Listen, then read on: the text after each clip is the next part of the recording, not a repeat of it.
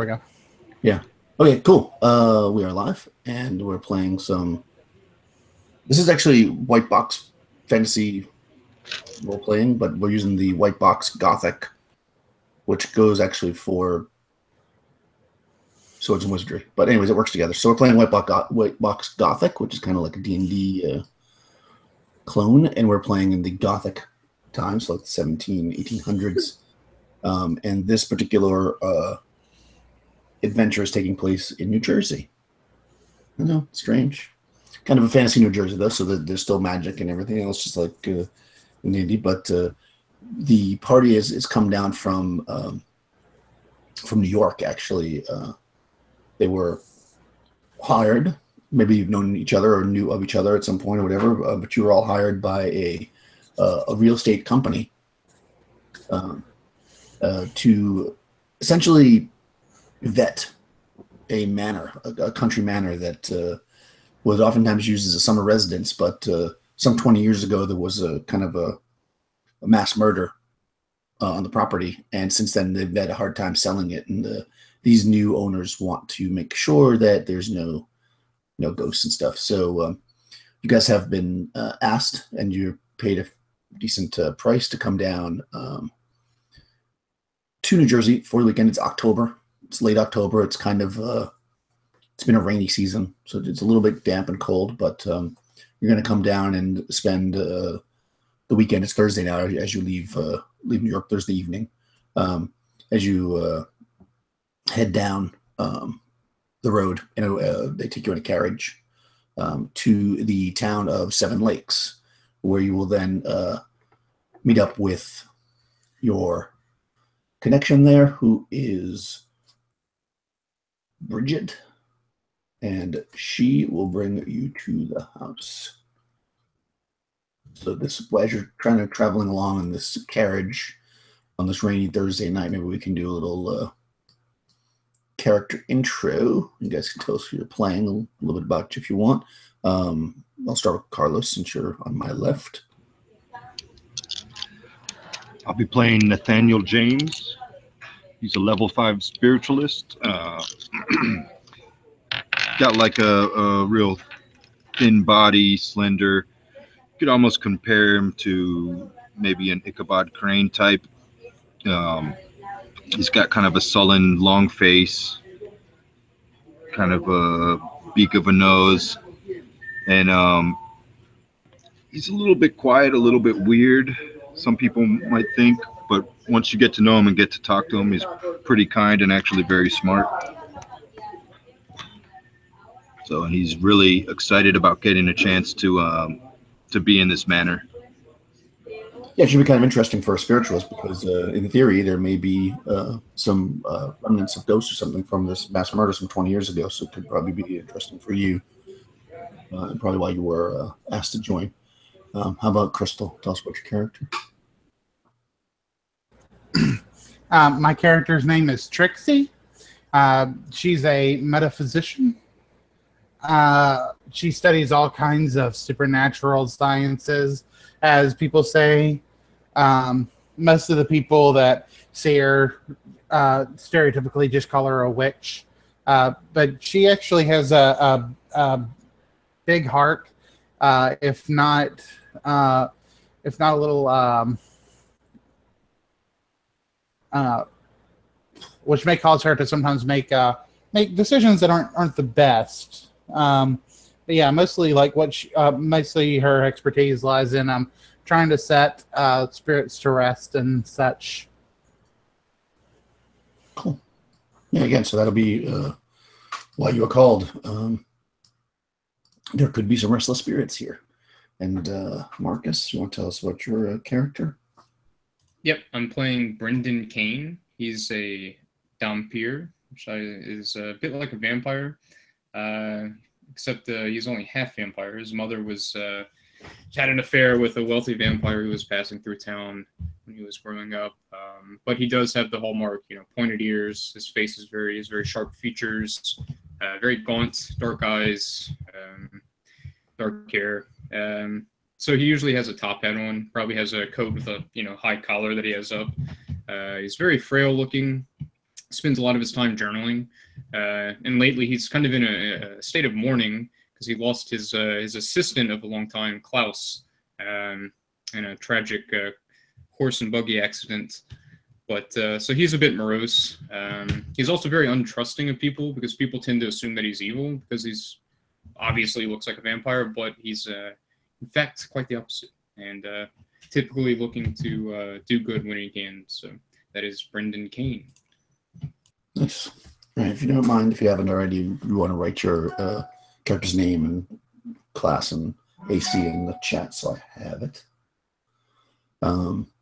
And we'll move forward. So that's good. So as you're traveling along, it's probably some 40 miles or something. So it's coming into the evening. So you're going to basically travel more or less overnight and arrive Friday in the morning. You're probably just like they give you some blanket or something. So you're sitting in the back of this carriage, listening to the rain come down. The horses go through the evening, bedding down as best you can. And aside from the not being the most comfortable ride in the world, you've probably all done a bit of traveling so far in your life, so you're used to this. You do arrive kind of as the day breaks. You arrive at the town of Seven Lakes, and it's a pretty small town. It's like a summer town, and since it's October, you don't see too many people. The town itself is basically kind of a single road coming off of the main kind of highway, if you will. It's got like a small inn. It has a kind of a stablery where you can rent horses and such. Some people camp and hike in these areas. So there's a place that rents that kind of stuff. And then there's kind of just a general store for the people that live here.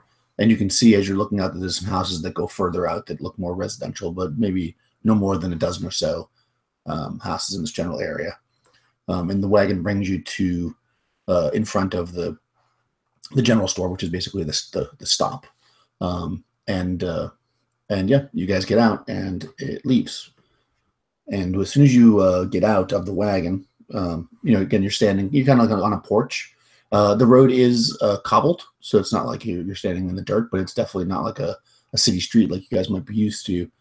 A woman does approach you, though, as soon as you pull up, and introduce herself as Bridget.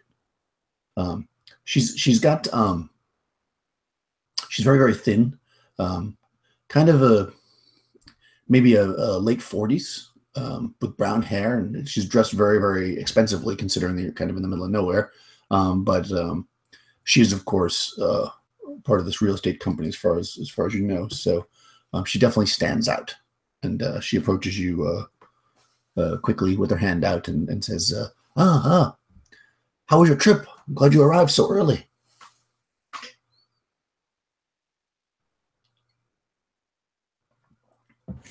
Well, hey there. My name is Trixie.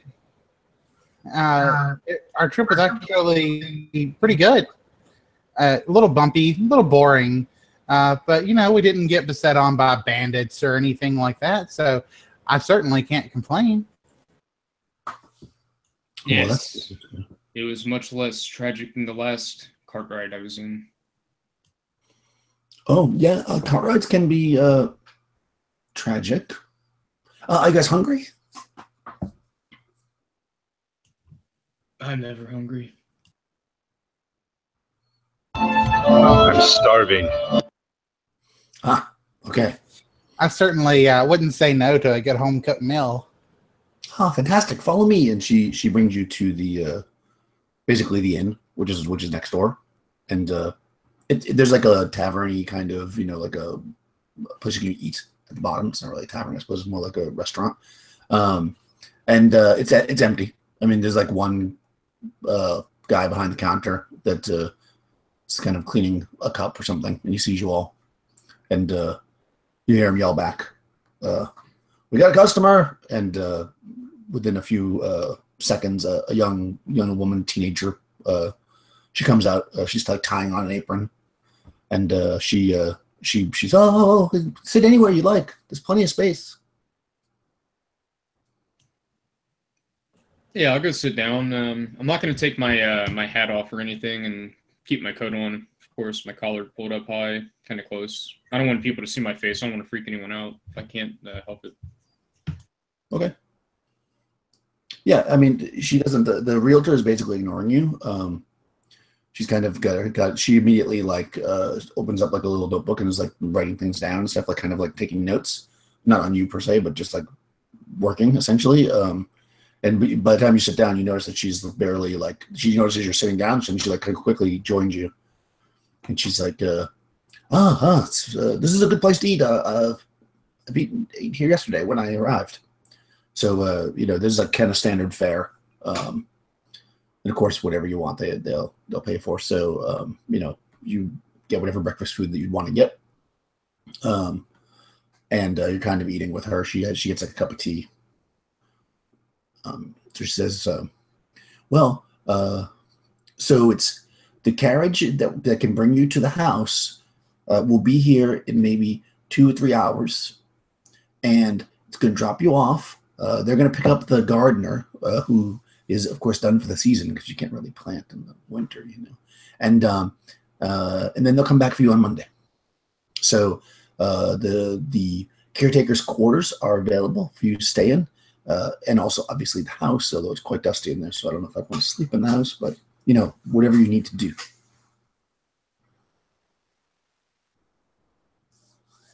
Do you have wine?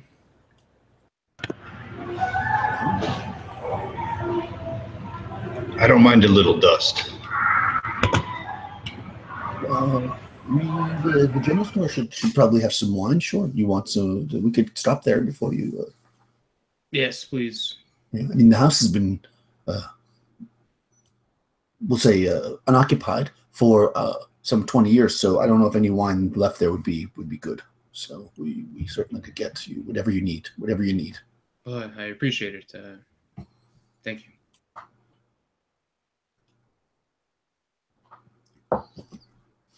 Okay. So, assuming that you don't have any other major questions or anything, she's going to,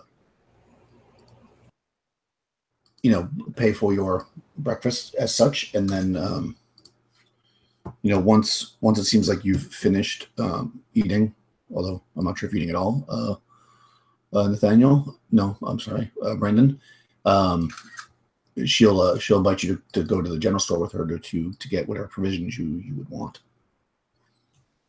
Now, is wine something I would be able to afford?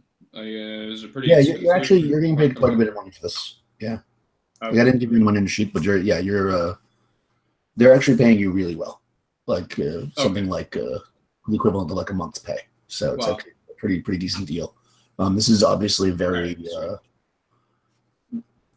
very high-end real estate firm, and they want to sell this place. So, yeah, but she's paying for it. Now, what exactly have you been experiencing in this house that we're going to investigate? Well, we've gone through 3 caretakers since our management has owned it in April, and they seem to think that there's ghosts. Aha. And what kind of thing have they said what they have experienced? Have they seen any incorporeal beings, or maybe have they seen things move on their own or anything? They've seen ghosts. Did the ghosts say anything to them? Maybe boo? Do not joke of such things. There's great evil in this world. How many people have made these reports? This is the fourth caretaker. I mean, we've only owned the property for 6 months. You could ask some of the locals. There's the young lady here, and also we do pass by the graveyard. That man is very old. Okay. The crypt keeper then. This seems like a good place to start. Well, when our server walks back over, I'll ask her some questions. Okay. Yeah, the girl comes back over at some point to fill up your coffee. More coffee, ma'am? Oh, yes, please. Also, I would like a little information if you have any. Since you're around this, since you come from this place, we've been hired to actually take a look into the rumors surrounding the old house on the hill. The at Crystal Lake? Yes, that one. Oh. Scary. Some have said that there might be ghosts around the place. Yeah. Trolls. I've heard trolls too. Trolls. Sometimes kids sneak off and go there. Can I do a folklore to see if I would know if trolls would be maybe like gathered to such a place for some reason? Sure. I think so. And that's something that you can do, right? Yes. It's a 1 to 3. Yeah. I think you're supposed to roll it, but I guess I could if you don't care. I shall roll. All the dice someday I'll actually have dice ready when we play RPGs. Today's not that day. Okay, so folklore. Let me see what it does. You are Forsaken Lore. Yeah, it's on page 9. Yeah. You've heard. Okay. Folklore, forgotten history. Choose several different effects. No one wishes to Forsaken Lore. If the roll is equal to okay, I got that part. They attempt to discuss the recall lore and history surrounding creatures and objects associated with undead and infertile courses. Yeah, I mean, you're pretty certain that. You're pretty certain that like trolls are not something that have ever been seen anywhere in these general. They used it's often used to scare children, but no reports of trolls have ever been established as being true. Now, ma'am, were these trolls seen inside the manor? Do you know? Well, all I know is that my cousin told me that if you go over there and you try to go into the manor, that there are trolls living in the basement and that they will eat you. And did your cousin tell you this when you were both around the age of 9 or 10?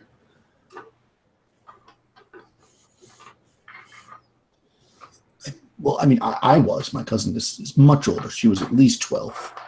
Ah, yes, I see. I'm just going to kind of signal to my group, like shake my head a little bit, like there are no trolls. I'm going to close my eyes and nod.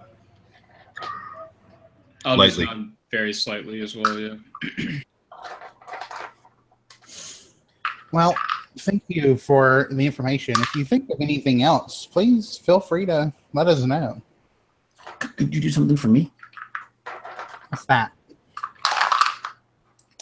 If you could find like a piece of silverware or something from the house that shows that you were there, and then you could give it to me, and then I could show people like I went there. Well, that would be lying, wouldn't it?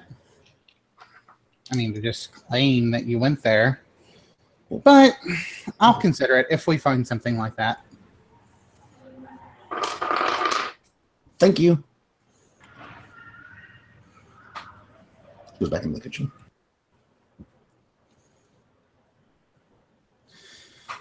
Okay. Well then, I suppose we could talk to the crypt keeper before we head up to the manor. Was that the only other person in town that would know anything, or is this like a full town? I mean, there's the guy behind the counter, who's probably her father. You're guessing. When you go to the general store, there'll be somebody there. I mean, for sure. Oh, okay. You might find people on the street, but yeah, the only people that are in this building right now are them and the woman, the realtor, Bridget, but she doesn't seem to know much beyond Okay. much. She told you. Yeah, the graveyard is on the way. It's not like in town, so you'd have to. You can do that on your way to the house, versus right now because it's not anywhere near here. But if you wanted to do anything, she's going to go to the general store now to get the wine. So if you wanted to go to the general store, you could inquire there if you'd like.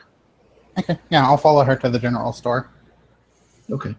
Are you, Brendan? Are you also going to pick the wine you want, or are you just going to let her buy it?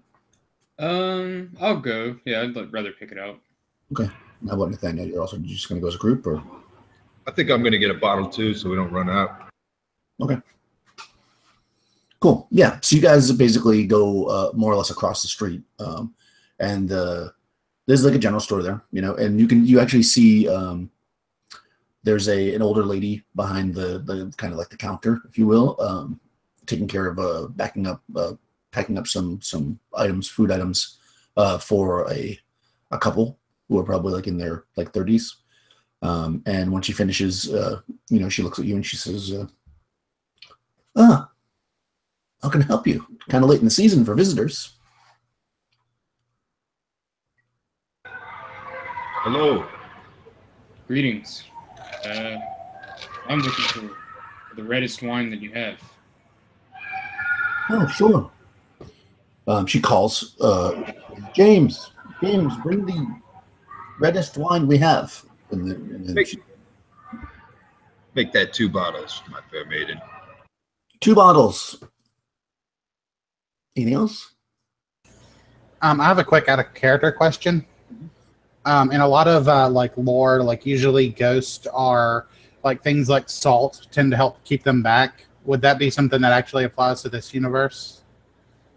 Maybe. Okay. I'm gonna ask if do you happen to have any salt in the store? I need a small bag of it. Oh, sure, for pickling. Something like that. Do you know anything about Crystal Lake Manor? Does she kind of like her face pales a little bit, and she looks at you and says, "Oh, that place. We don't talk much about that." Nathaniel scoots in and says a little more quietly to her, "What things have you heard?" You never speak of the dead, for they may come.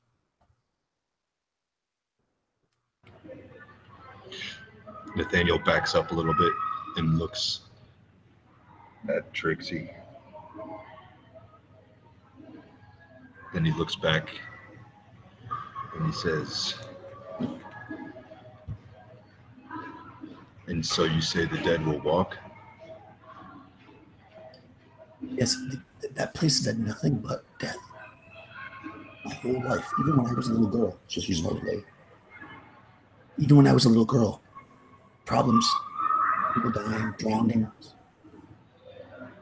babies born, stillborn. She does like a cross herself. I look away when she makes a sign of the cross. Interesting. Well, hopefully, we'll be protected. I'm gonna show her like a silver cross necklace that I have. Okay. She looks at it. She's like, "Oh yeah, you definitely want to have that." So she gives you the salt. She doesn't seem to know the salt has any kind of a, like she doesn't put 2 and 2 together. That's why you're getting it. But she says she looks approvingly at your necklace. Okay. And how much would the salt cost me?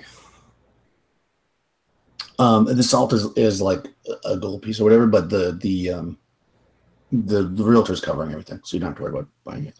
Okay, cool. Yeah, she's buying whatever you want. So yeah, she's basically like whatever you need, she's going to buy it. I mean, you certainly you have like an expense account essentially. So yeah, she gets the salt.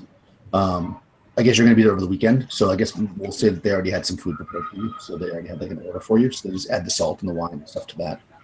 And They'll grab it right before when the wagon comes to take you. Yeah. So actually, a man, an older man, like the age of the woman, by the counter, comes out with the wine. He puts it down on the counter. He can see that she looks a little shaken, so he kind of looks at her and looks at you guys, and he says, "Can I help you?" Oh. Well, we were just inquiring about the manor. It's the Crystal Lake. That's just a bunch of fairy tales.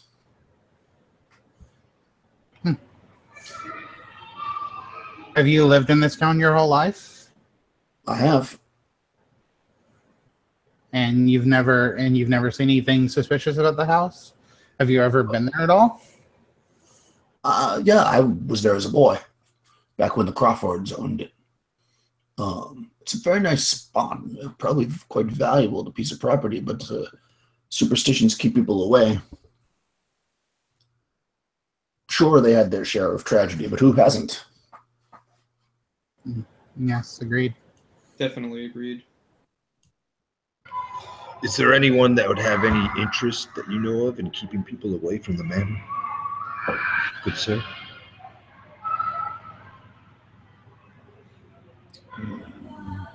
I don't think there'd be a reason to. It's pretty secluded up there, to be honest with you. Nobody's around, really. If anything, I think they'd want to sell the land.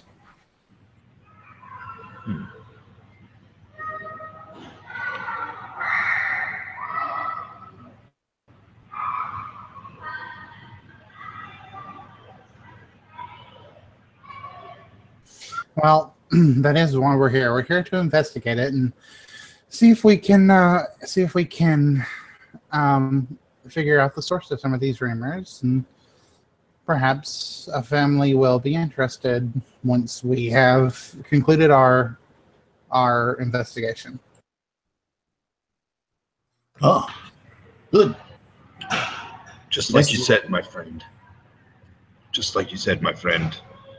Very often we find that these are, just like you said, superstitions and not true. That's been my experience. Yes. In fact, that's the majority of the times. There's perfectly reasonable explanations to these things.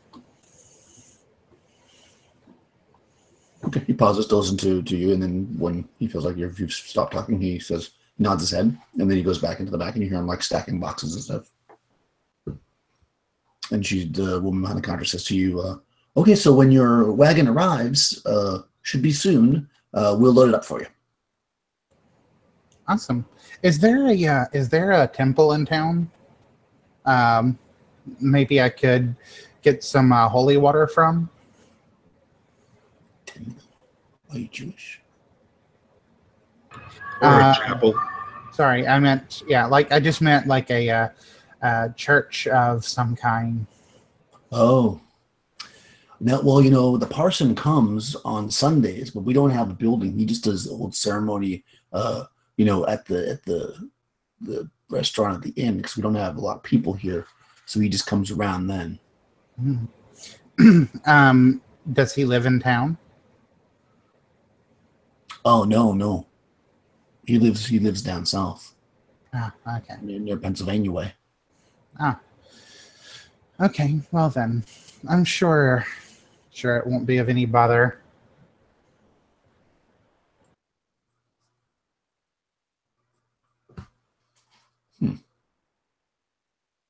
Okay. And one more question, ma'am. Sure. Would you happen to have any sage? Sage. It's an herb. Yeah, freshly dried. Freshly cut or dried? I prefer dried. Ah, yes, for sure. She kind of goes under the counter and pulls out like a box with a lot of bottles in it. And she pulls out one that has sage, opens it up, and she shakes it into a small pouch for you. Yeah, I'll take a little of that as well. Okay. You want just more?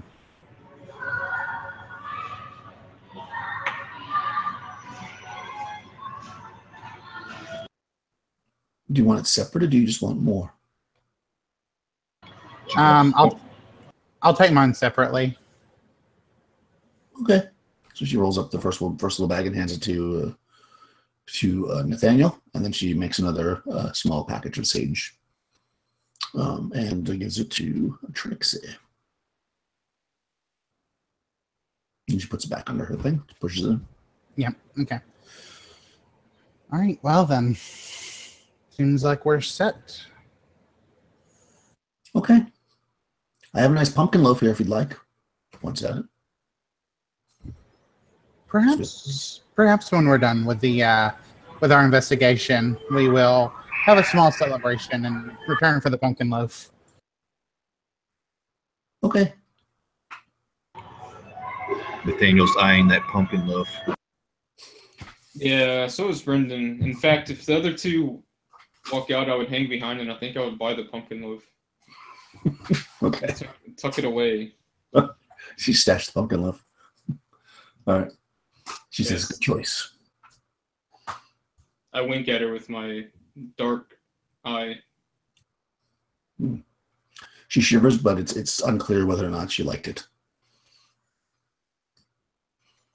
So, so you guys hang out, I guess, if there's nothing else you want to do, and eventually a carriage arrives. A smaller carriage, not quite as nice as the one that rode you down. You're only going a short distance now, probably going, maybe 15 miles. And the carriage driver, he jumps down. He introduces himself as Chili's. His name is Chili's for some reason. And he's kind of a chubby guy with white hair, a little beard. He jumps down and he opens the door for Trixie. He says, "My lady." I think you gets there. She'll nod to him and pull her dress up a little bit and get in. Okay. Gentlemen.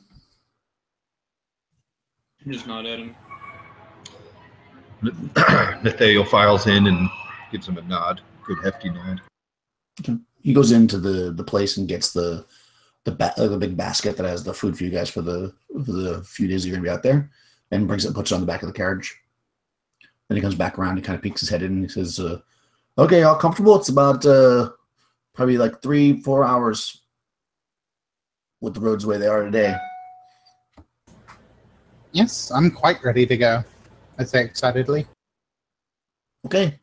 He climbs up on top, it's like shaky. And he gets up there and he whoops the horse and starts going. And off you go. The realtor does not come with you. She waves by. And you're on your way. Can we talk to the carriage driver as he's driving? He's on the outside. So you could. I mean, I didn't know if there was like a window or something. You'd have to stick your head out the window, but sure, you could do it.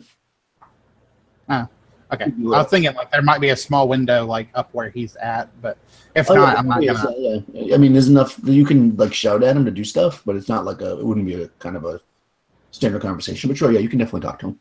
That makes sense. Well, if I have to shout at him, forget it. I was just gonna ask him information like we've already been asking. So. Okay. Yeah, I mean, you travel along for about 2.5 hours or so, and it's starting to cloud up again. It had been like a really nice bright morning, and you actually see that you're passing a large graveyard.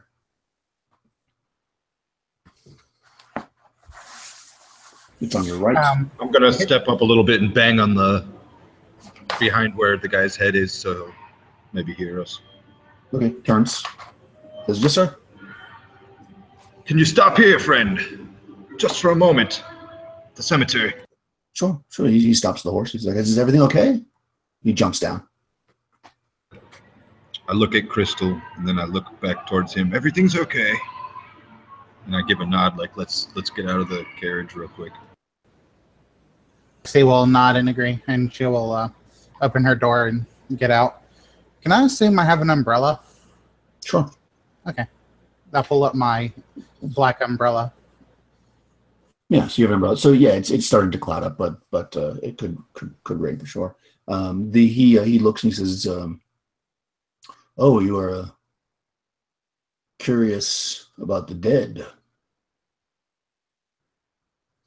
Well, that is why we are being sent to Crystal Manor to investigate, to Crystal Lake Manor to investigate the claims of supernatural events. Yes, of course. Yes, my good man, we've heard rumors. And then he gets a little more quiet. Of the dead walking. Oh. Have you ever heard of anything like this?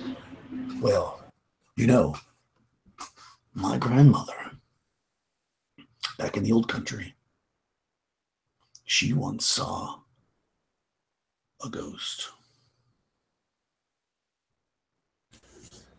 Ah, It was the ghost of a cow.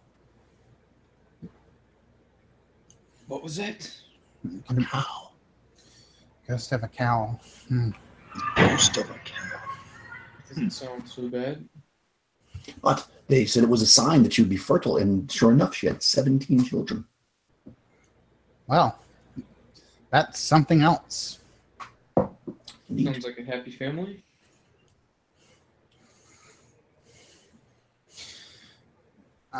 Okay then.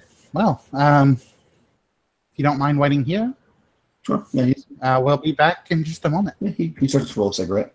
You're looking out into the towards the cemetery, and you actually see a kind of a building that's probably where the caretaker is, and you see obviously a lot of gravestones and some mausoleums, and some of the graves are pretty elaborate and some are very simple, but it's definitely a large graveyard. And you actually see again, this building, and there is actually like an older gentleman kind of coming out just as you're kind of heading that direction. And you also see further down the graveyard, you see a very, very large, you're assuming it's a man. He has because against the rain, he's got like a hood on. He's actually digging graves in the back. So you see two people. So the older guy sees you as he comes out, and he looks at you.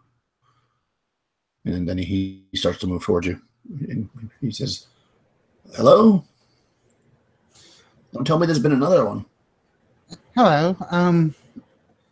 Another death? No, not recently that I'm aware.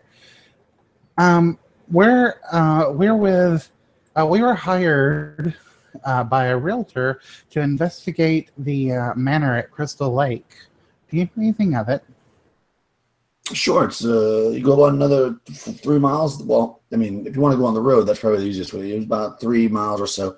There's also, if you go back to the back of the graveyard, there's a path that leads down to the lake, and you can just take it around. But I don't know if I'd go that way. Really, it's dangerous. Oh, so there's a second way up there.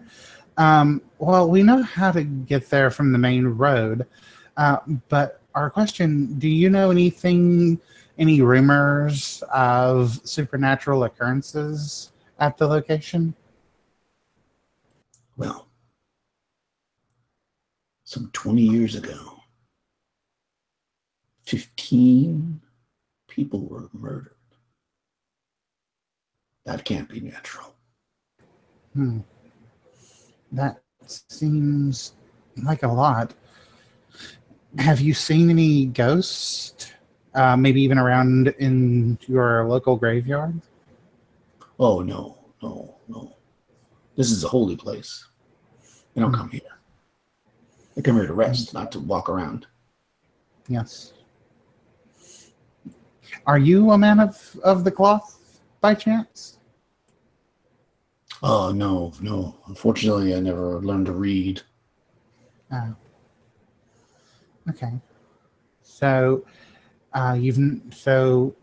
the murders that occurred there, do you know how they happened or the rumors of how they happened?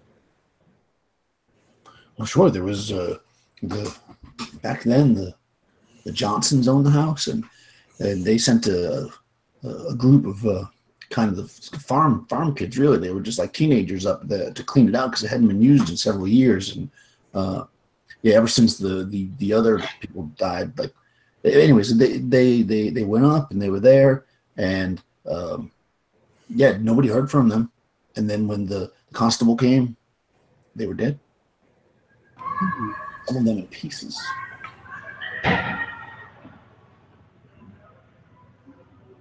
Like chopped up. Chopped. pieces. And were all the pieces found?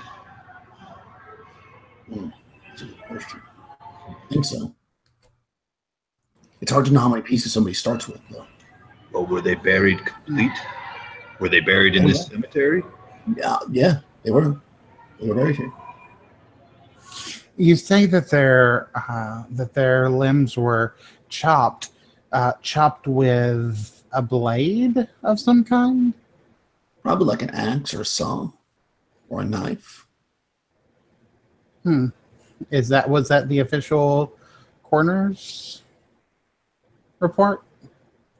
Well, I mean, I don't read. Ah, right. I just know what I saw, but I mean, I saw, we'd be buried in here, like I said. Morbid curiosity, I had to look. Ah. Could it not have been, from your judgment, could it not have been an animal attack? I don't know. Maybe a bear. To be a very large bear. Maybe Smokey the bear. A bear with blades for nails. Brendan just kind of gives you a sidelong glance, squinting his eyes. Perhaps a bear with the face of an owl. How awesome would that be? With the face of an owl, that would be so tiny. Yeah, well, fair enough. Unless it was a large owl. Or a small bear.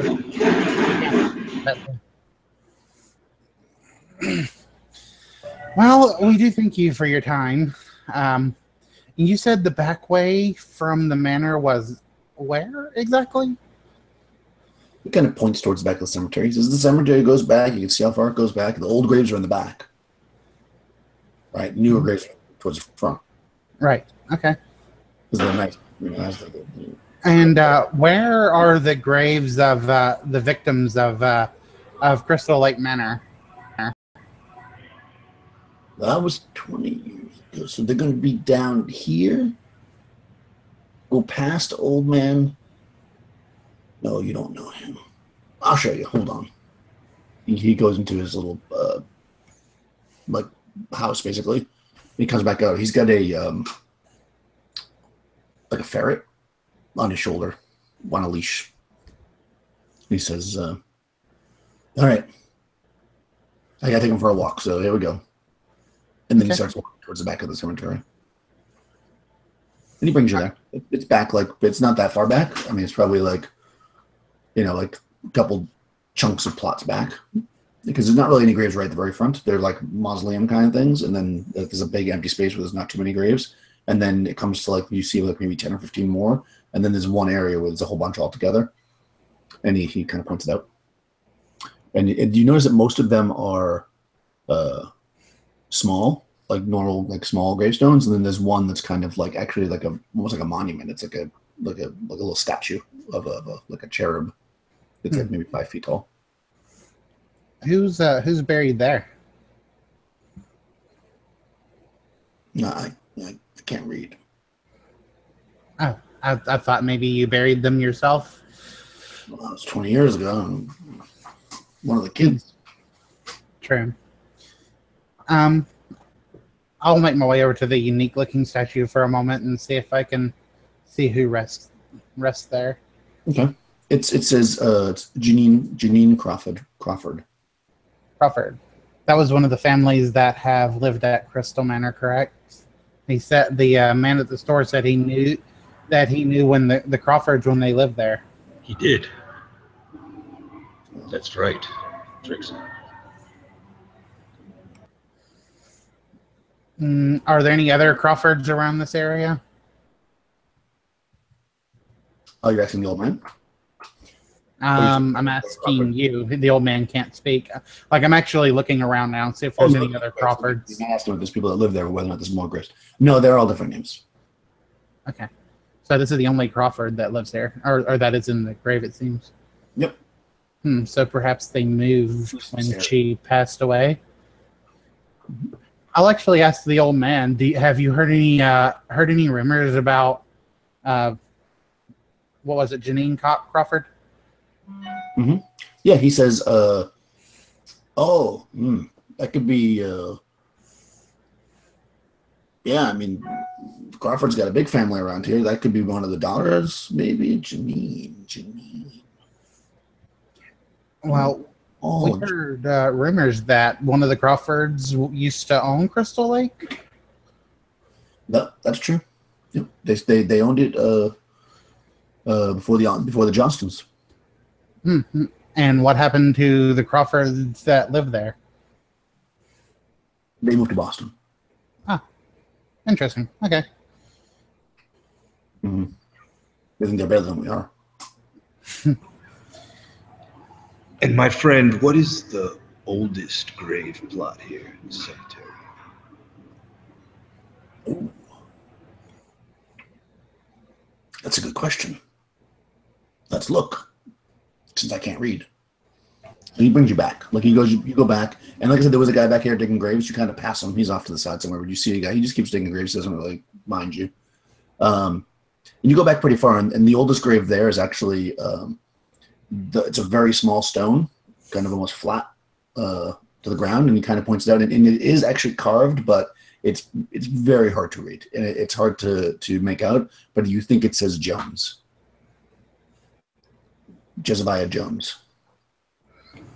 I'm gonna turn. Well, I'm kind of crouched over the rock, and I'm gonna turn to him, and look back at him and say, Jeremiah.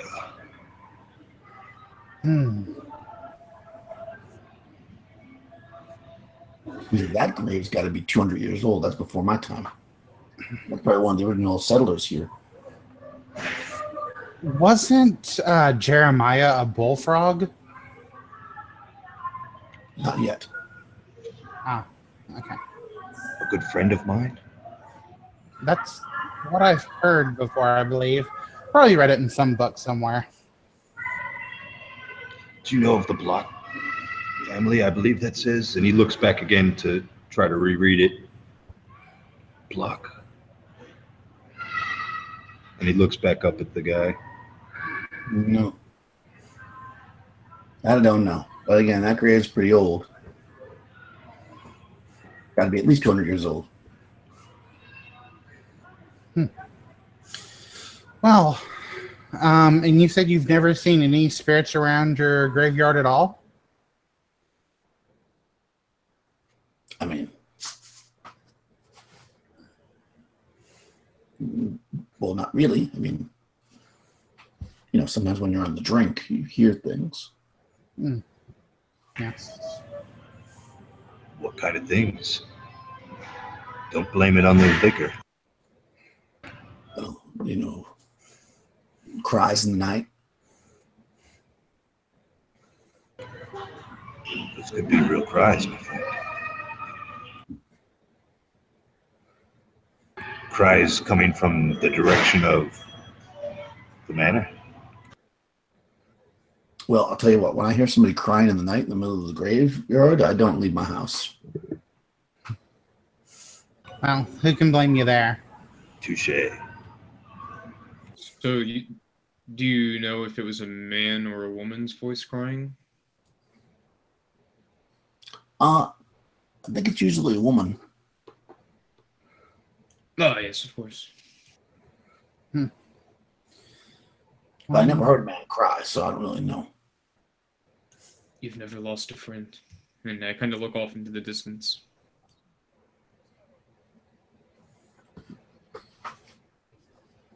You have the soul of an artist, Nathaniel. It's Brendan. Thank you. I mean, Brendan. Sorry. Some people have said that of me, though, too. Well, I suppose we've wasted enough time here, gentlemen. Perhaps we should be on to our final destination. That is an ominous way to put it, but I suppose you're right. Okay. Yeah, if you go back to the carriage, he's waiting there for you, finishing up his cigarette. He usually opens up the door again for Trixie. Ma'am? Sir? And again, I'll lift my skirt and get in. Pull my umbrella down. And he holds the door until the other guys get in as well.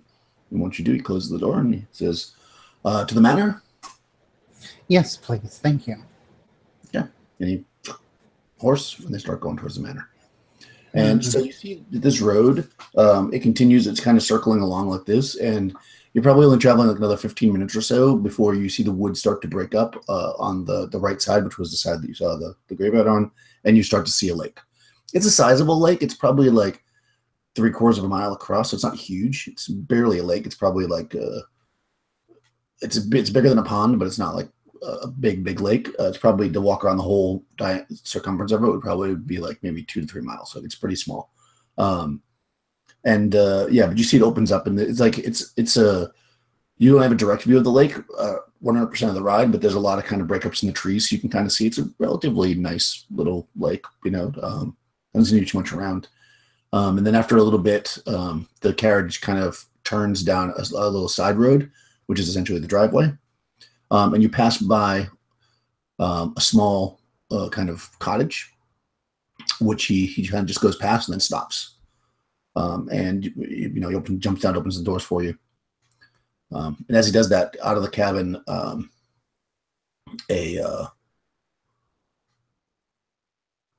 woman, comes out, and she has like a bag. And he comes down and he kind of introduces you all. He says, "Oh, this is Elette. She's the gardener, and she was trying to get some planting in before the end of the season. I'm taking her back to the city now." She says, she kind of nods and she says, "Oh, nice to meet you all. Are you doing some work on the place?" We are. We did not expect that there would be someone else here. How long have you been here, my lady? Oh, I've been here for about a week. Have you been? Wait. So has she been staying in Crystal Lake cabin? She's in this cabin. This is not the manor. This is like a caretaker cabin. Okay. She'll tell you that. Ask her. She's, "Oh no, this is not it." And she kind of points. And you can see it's probably like not quite 1/4 of a mile, but kind of a long kind of driveway down. And you can actually see a very big house, and that's the manor. She points it out to you. She says, "Well, no, I was trying to replenish the gardens, but it seems like every time I plant, everything keeps dying. So I'm not sure what's going on here. I think the soil here needs to maybe have some more manure or something, but it's getting late in the season. Anything I plant now is not going to." Yeah. Yes. Yeah, I don't know much about gardening myself.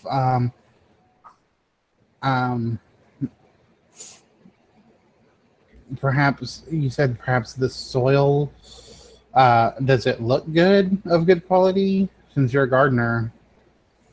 I mean, it looks pretty good. Usually the soil out here is pretty, especially if nothing's been planted in a long time.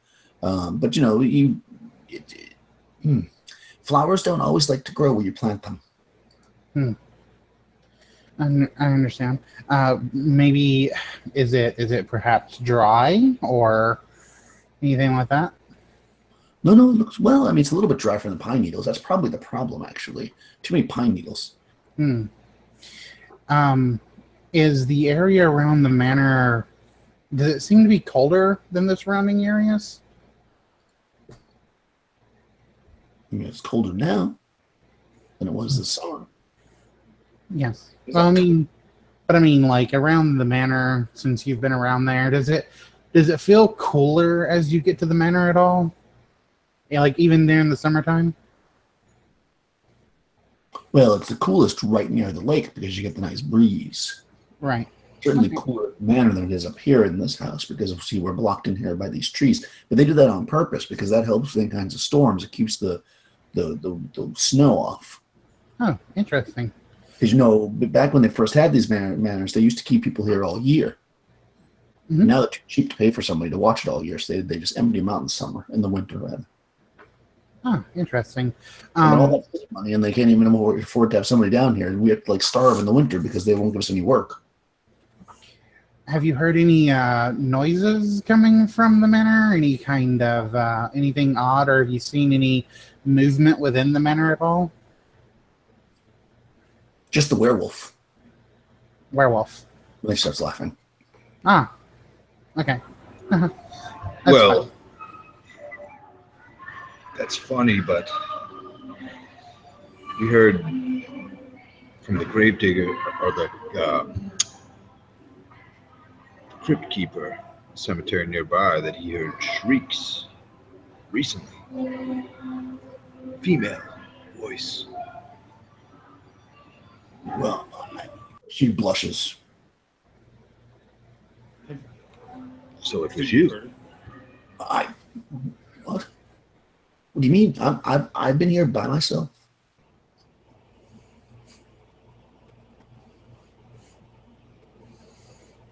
You haven't seen anything out of the ordinary? What? Shadows that move, objects levitating seemingly from nothing.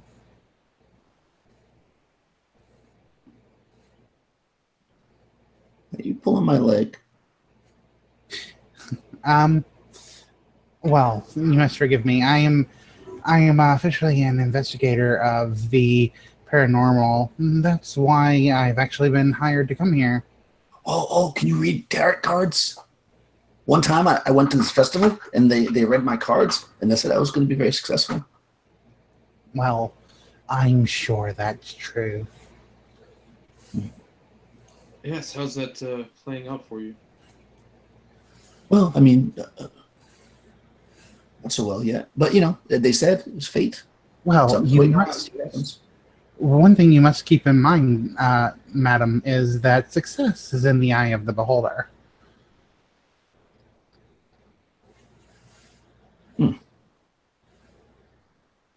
That's very philosophical of you. You should write that down. Well, perhaps. May we use your cabin if need be? This Yeah, weekend. the cabin is yours. It's my understanding. You didn't tell you that. They told me that somebody was coming to stay in the cabin for the weekend. Yes, that's us. But we're gonna be looking in the manor and such, seeing if we can figure out the rumors that have been going on around here. Ooh. Is there anything that? It's I'm haunted. sorry. Yes, the manor. Yes, that's what they say. Is there anything about the cabin itself that we should know about? Any loose floorboards that seem especially loose? I mean, just anything in general wrong with it? Or anything that of personal items that maybe you don't want us touching? No, I have all my stuff. You're welcome to whatever.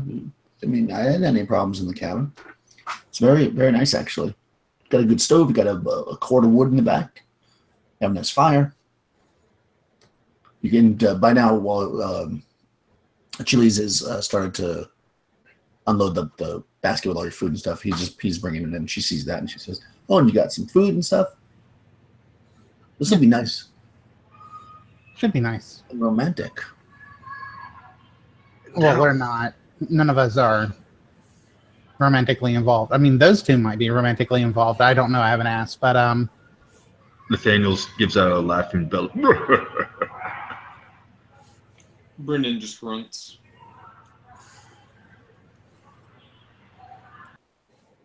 Okay. how many bedrooms are there inside? Actually, how many rooms are there? It's just a kitchen and a big open room. How many beds are there? There's bunk beds. There's 3 bunk beds. There's actually six places where people can sleep, Ah, okay, good. and there's like foot lockers. I call it top bunk. What's the darkest room I could sleep in or location? Well, there's a storage. Ah, yes. If I could lie down in there, that would be perfect. No sunlight, correct? Correct. That doesn't seem like it'd be very comfortable. Ah, yes. Well, I have a skin issue. You see, the sun, it causes me to burn very quickly. Very sensitive to the light. Oh, yeah. I've seen people like that before. It makes me a lot of freckles. Could I use my folklore to put the clues together about Brendan? Well, whether he's a... Do they know that you're a damn fire? I mean, I don't think he's openly said anything yet. Have we adventured before? You could have. It's up to you. Okay. If we have, I would have said something. If not, then you wouldn't know. I don't know. Personally, I thought we were all just like hired, and like this is the first. Okay, yeah, time we'll do that. We'll say you guys don't know each other. All okay, right. yeah, so that makes sense. So yeah, you'll have no idea what no, actually, you have not quite figured out his hints. Okay. But he's a vampire. Vampire. Okay. You just think he's Irish. So, one more question, miss. Sure. That nearest body of water. The lake? Where can we find the lake? How far is the lake? She's looking at you, and she kind of like touches your face. She turns your head, and you can see the manor just about like an eighth of a mile or so down the road, and just past it is there.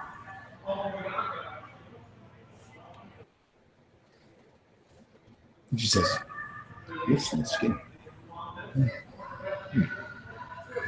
Thank you, Robbie. Work very hard to get it so smooth. I'm good with a razor. So the lake is more towards the cemetery then? Yeah, the lake would be between the manor and the cemetery. Yep. Are you looking at, like, if it was like a lake, like this is the lake.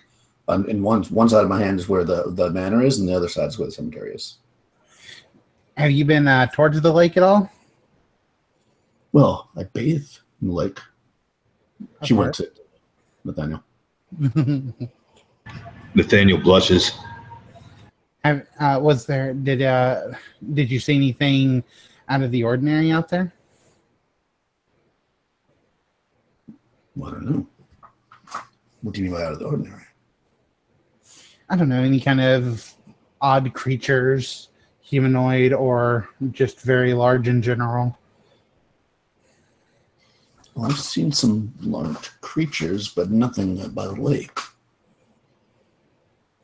What large creatures have you seen? I once saw an elephant. Yep. The Gypsy Circus came through town. They had an elephant. It was amazing. Have you seen an elephant before? Do you know what an elephant is? I do know what one is. I have only seen pictures of them in books, I'm afraid. Bigger than the carriage. Bigger than that carriage there. Elephants in the carriage. They're bigger than the carriage. Oh, yes. I've read that they are quite massive beasts. I've never personally seen one myself. Perhaps I shall find myself in a carnival one day, and I shall be able to look at them myself. Yes, they're quite amazing. Well then, that will be my goal as soon as I get back to town to find the local carnival. With fall coming up and such, there should be one coming into town sooner or later. Okay. You look at that and says, will you be going back to town too? Well, and Nathaniel's cheeks are still red and he's still smiling, still thinking about what she said. He's like, why not just stay? Kind of almost ignores her question and says, why not just stay a little bit longer? Maybe one more bath. I mean, I could show you around. And at this point, Chili's is like, well, I'm supposed to take you back, ma'am, but I do need to have my lunch. So if you want to stay for like an hour or so, that's probably fine. And Eli wraps a sandwich. Yes. Why don't you show Nathaniel the bedrooms, and Brendan and I will get a fire going in the chimney. Okay. Yes. It's a great idea. Yeah, so she walks in, and you walk into like a kitchen area, and then there's only one door. Well, there's two doors actually. There's one you walked in, there's one on the other side that leads into the cabin itself. And when you walk into the cabin, there's a fireplace in the chimney, and there's 3 bunk beds, and there's another door that leads out back. And she points and she says, "The firewood is out there. Here are the beds." Then she looks over at Brendan and she says, "Over there," and then you see like a small door off to the side. She says, "Is the storage." You mean my chambers? Yes. I'll nod. Would you like us to put a mattress down there for you, Brendan? Well, yeah, that would be nice actually. I can help get it, of course.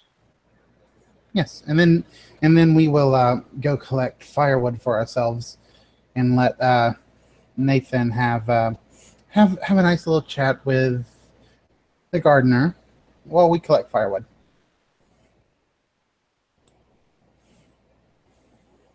Let her completely show him around.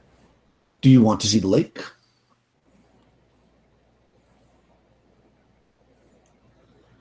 Yes. Okay, follow me. She starts walking down towards the manor. And like I said, it's a little bit like a windy driveway. And you do see the manor in front of you, and you see that there's like these gardens that have been kind of cleared out. There's essentially, when you're looking at the manor, there's like kind of a stone walkway that leads up to the actual manor, and there's like some gardens off to what would be the left, and off to the right, there's kind of like a small grove of apple trees that are like well tended, so they're kind of like a garden of trees, if you will. And you do see there's probably some kind of a shed behind the house, but you can't see the whole thing from where it is. The house itself looks like.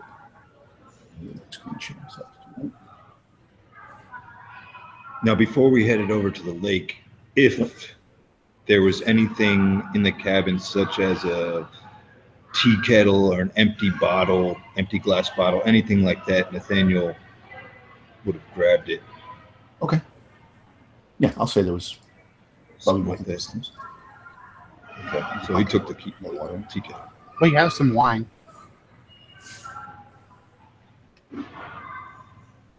Yes, we do have wine. I'll pull up one of the bottles. The bottle that I bought. Hold it up. It's nice and dark and almost blood red. Okay. Delectable. All right, so that's the cottage. So it basically, you can see that there's a like a front porch area here, and you've got the lake is over in this direction. Right, you see my little thing I'm doing there? It's there, right? The lake's over there. You got some garden areas here and some trees. But that's generally what it looks like. I mean, that's the interior part. And there's a chimney. Obviously, there's not a fire lit right now because nobody's in there. Okay. So yeah, so you walk past the house, and all the windows have looks to be like paper, like blocking up the windows. They like stuck newspaper in the windows, and so you can't really see into it. And it had lots and lots of like on the porch, there's lots of pine needles and stuff like that. Like it hasn't been cleaned up or dealt with. It looks like probably in a long time, at least not this season. And you do see there's probably some like patchy holes in the roof. It's definitely not in super great shape. But you pass by and you go, and the lake itself is pretty nice. There's a like a dock that goes out into the water. There might have been a boat on there or something if you wanted to row. But you don't see any boat right now, and the dock is a little bit old, but still looks like fairly serviceable.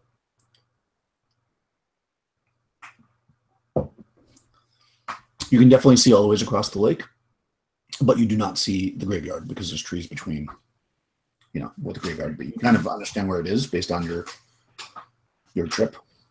And what time of day is it at this point? So now it would be, so it's probably about 4:00, and it's October, so it's starting to get dark. Okay, perfect. Yeah, good. Yeah.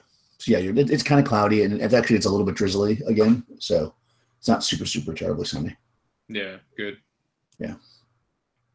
So yeah, and you're looking out across the lake. Do you have any other questions for her before she leaves?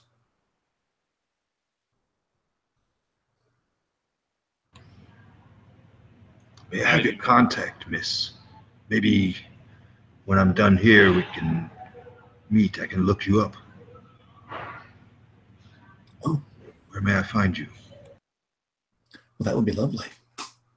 Well, I live on the main street. If you go past the inn, the third house, that one is mine. Well, it's my father's, but I live there.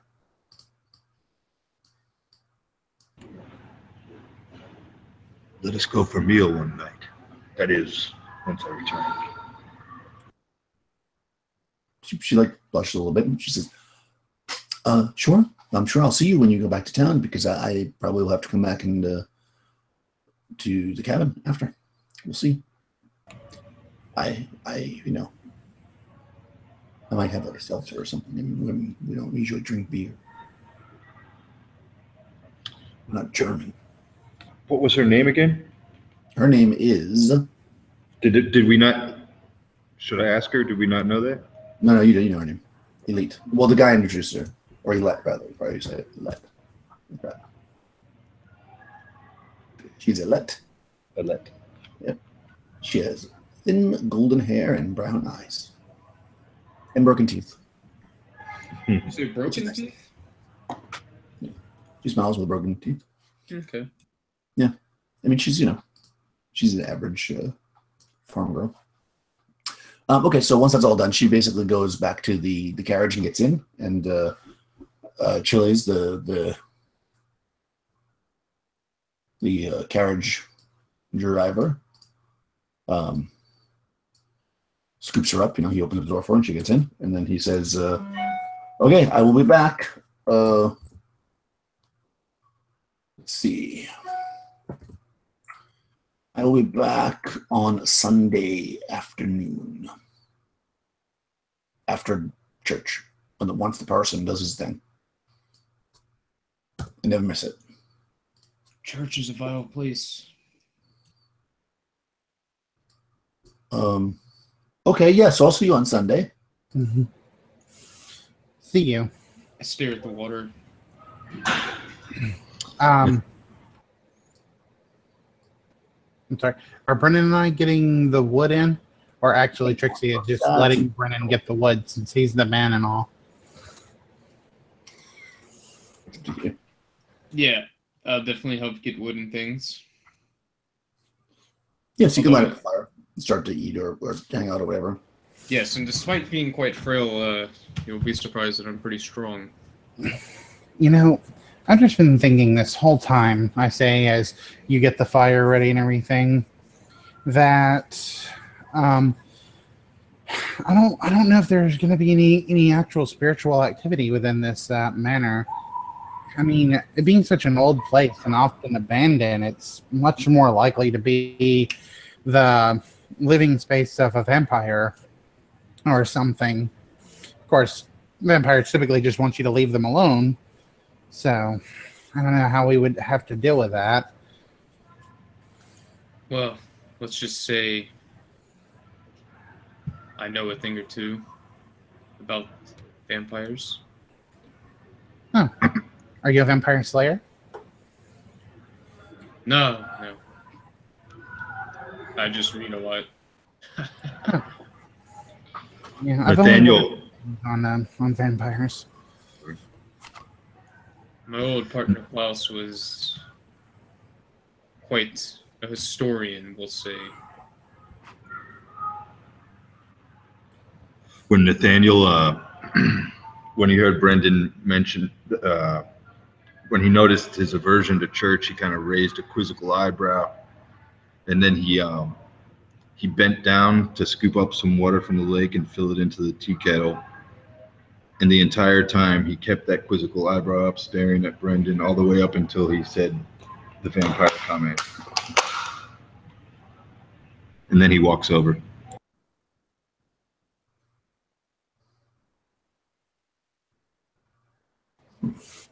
Well, sounds like you had an interesting upbringing. Now, Very interesting. I've only read a few things on vampires myself. I've mostly stuck with more spiritual matters, wraiths and such things, but I know an okay bit of lore on a fair many creatures. Well, that is most useful knowledge.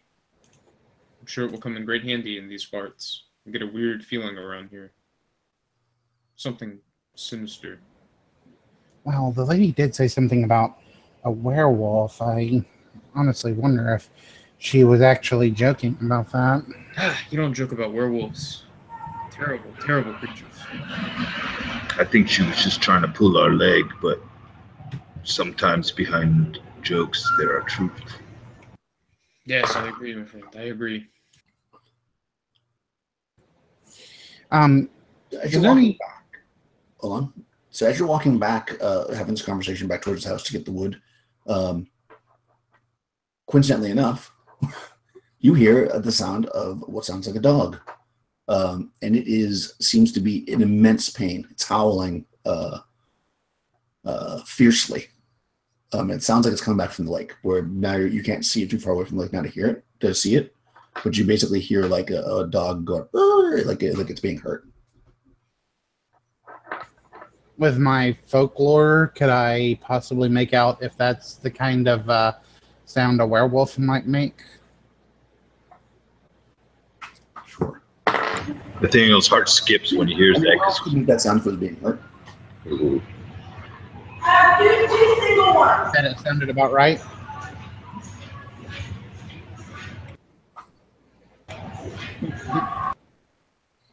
I'm sorry, I couldn't hear you. Did you say it sounded about right? Yeah, werewolf could definitely be making that sound if it was being hurt.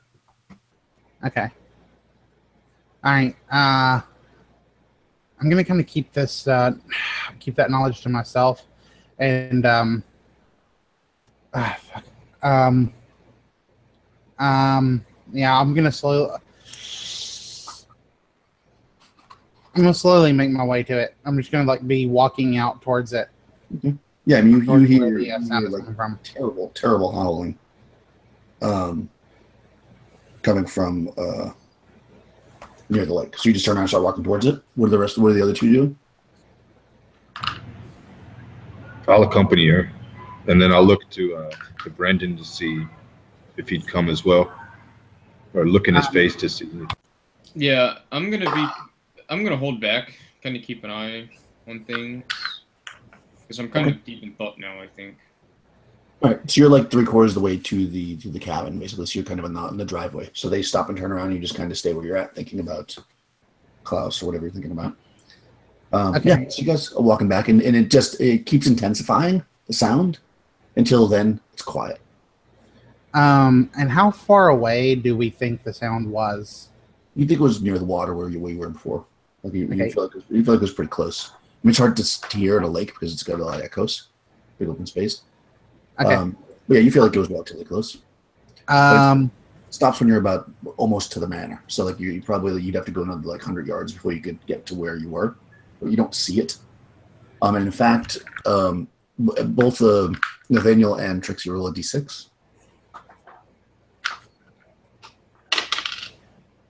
3. 3. Okay, yeah, that's it. That's all you get. Okay. Trixie begins to swirl her hands in the air and such, and sort of speaks this ancient arcanic language, and she like ends with her arm in front of her, and a large rat appears on her arm as she has just cast summon vermin. Okay. And I'm gonna ask the rat to jump down and go investigate in that area. Nice. So as long as the caster and creature within 120 feet of one another, the caster can see, hear, and smell through the sense of the creature, and can see its general mood and health at any range. Okay. So yeah, I mean it's going to go more than 120 feet away from you to go down to where it was, but sure, if you stay where you are, you can see through its eyes for 120 feet, and it's heading towards down the path that you guys took, and then you kind of lose contact with it, and the general mood is it's curious, and then it's probably hungry because it did see something that it could eat, and then it's very frightened, and at that point you both start to hear the sound of birds. And shortly after, the rat is dead. Okay, I think we all need to get inside of the cabin right now. Grab some wood. We need to get inside the cabin now. Yeah, I'm gonna pull out my silver dagger and say, "Let's go back." You're right. Come on. Okay, so you're gonna run towards the cabin. Okay. Yes. And while we're heading back, I'm going to call out to Brendan like get some firewood quickly. Get firewood. Yeah, and I'll quickly grab as much firewood as I can hold. Cool. Okay, yes, yeah, so you're heading back. I mean, you're moving at as fast as you can move, and you do actually start to hear birds, a lot of them, and they seem to be coming towards you, and they're moving faster than you are. So there's about 8 or 9 birds, ravens, kind of flying towards you. So I'm going to say that it's probably going to take them. Your move is 12. It's going to take them. Probably by the time you reach Brandon, the birds will be on you guys. Unless Brandon wants to move as well. Are you waiting for them, Brandon, or are you gonna? Yeah, I'm gonna wait until I feel like it's absolutely. So yeah, you see them coming really quickly towards you, and you can see behind them a flock of they're crows or ravens, so it's technically a murder. Coming after them. So yeah, you certainly could move, to get away from them, or you could stand your ground and know that when the birds get there, you can kind of fight together. If that's what you want to do.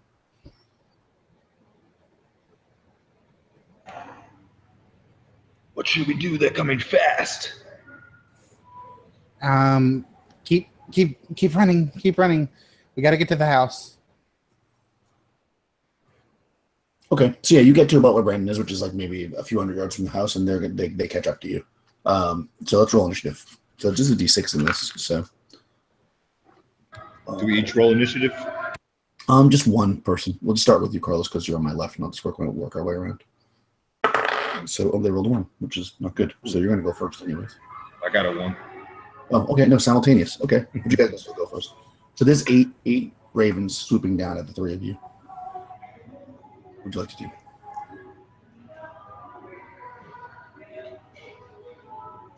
What is your intent? So we'll do just like basic. So while moving, at this point you're engaged. So if you move, you can only move half your movement. Does anybody want to do missile? Does anybody even have a missile weapon or magic? I'm just gonna switch from silver dagger to club. Okay, you can do that during your movement phase. And then does anybody want to do magic or do a missile weapon? No, all I have is I'm just gonna take out my my sword. Okay. Draw that out of a cane. Let's say I've been having a cane. Is that too much to? No, that's awesome. Yeah, sword cane. Okay, Cool. yeah. So I'm gonna pull out a sword cane. Seems fitting. Yeah, I mean walking around with lots of weapons on you would be weird. So keeping it concealed is nice. Yeah, definitely. What about Yeah, I'll pull out my my large wrench, which I use as a club. Cool. All right, so you guys can attack first. So there's birds. You can just make a melee attack against the birds. They're only of armor class 8. Okay.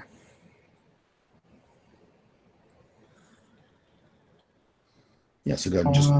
Okay, so you're gonna need Total of 14 for Nathaniel. Yes. Oh, nice. Total of 19 for Trixie. Well, that should definitely hit. Armor class 8. With a default armor class, you should only have to roll a 12. Yeah. What about Brendan? Did you also hit 1 or no? Oh, let me see. Sorry. I'm just reading the book. No, I missed. Okay. I got 6 for damage also. Nice. Well, that almost certainly kills one. Let me just see. No, it doesn't actually. Okay. The one that Trixie got What's your damage, Trixie? 4 damage. Okay. Again, hits it, doesn't quite kill it. I'm just going to roll all their hit points now.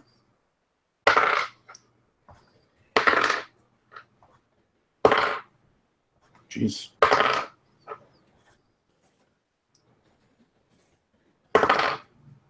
Okay, so these birds are swooping down at you. And there's 8, so they'll go. So 1, I'm going to roll randomly. One of you is only going to get hit twice or attack twice. The other one will get attacked 3 times. But the other 2 will get attacked. So here we go. So it's a 3. So 1, 2, 3. So Trixie only gets attacked twice, but the other 2 get attacked 3 times.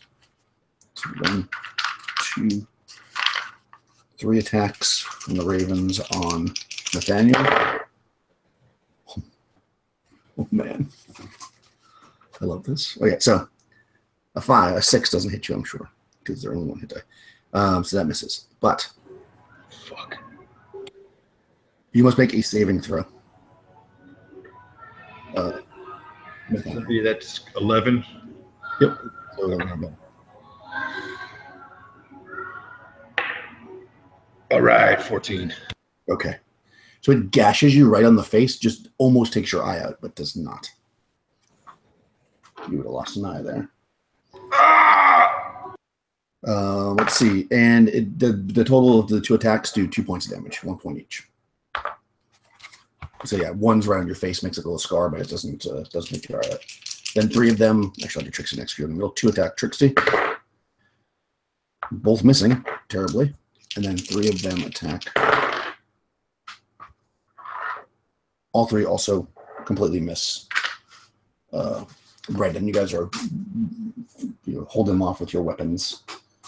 And that's the end of the first round, right? So initiative. They rolled a 1 again. So cards, give me initiative again.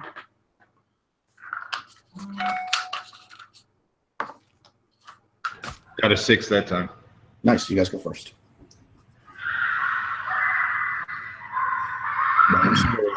Attack. I'm just going to swing with the club and try to hit anything I can. Try to go for, closest one. I guess whatever one I just swung at a while ago. Swing. I hit it for 5 damage. Nice. Ooh. I'm actually going to make this random. I got a crit. I got a 20. Nice. Well, that just automatically hits. The one you hit, Trixie dies. I got a 12. No, 13. But that should hit. Give some Okay, damage. cool. So 1 damage. 1 damage. Okay. 1 damage for Nathaniel too. I meant to say 2 because I get the +1 in the damage. Oh, well, the one would have killed it. How much damage did you do, Nathaniel? I did 1 as well. 1 as well. Okay, that doesn't kill that one. That was one of the tougher ones. Cool. All right, so you guys actually took out 2 that round, though. It's not as only 6 of them. So that makes it easier for me. So it'll be 2 on each. So 2 on Nathaniel. Hold on. Is it 19 and 20 or 18, 19, 20? No, 19, 20. Okay, so 1 hits you. This time for 2 points of damage. On Trixie, they both miss. And on Brendan, 1 hits you for 1 point of damage. And we're in the next round. Initiative, Carlos. 2 on their side.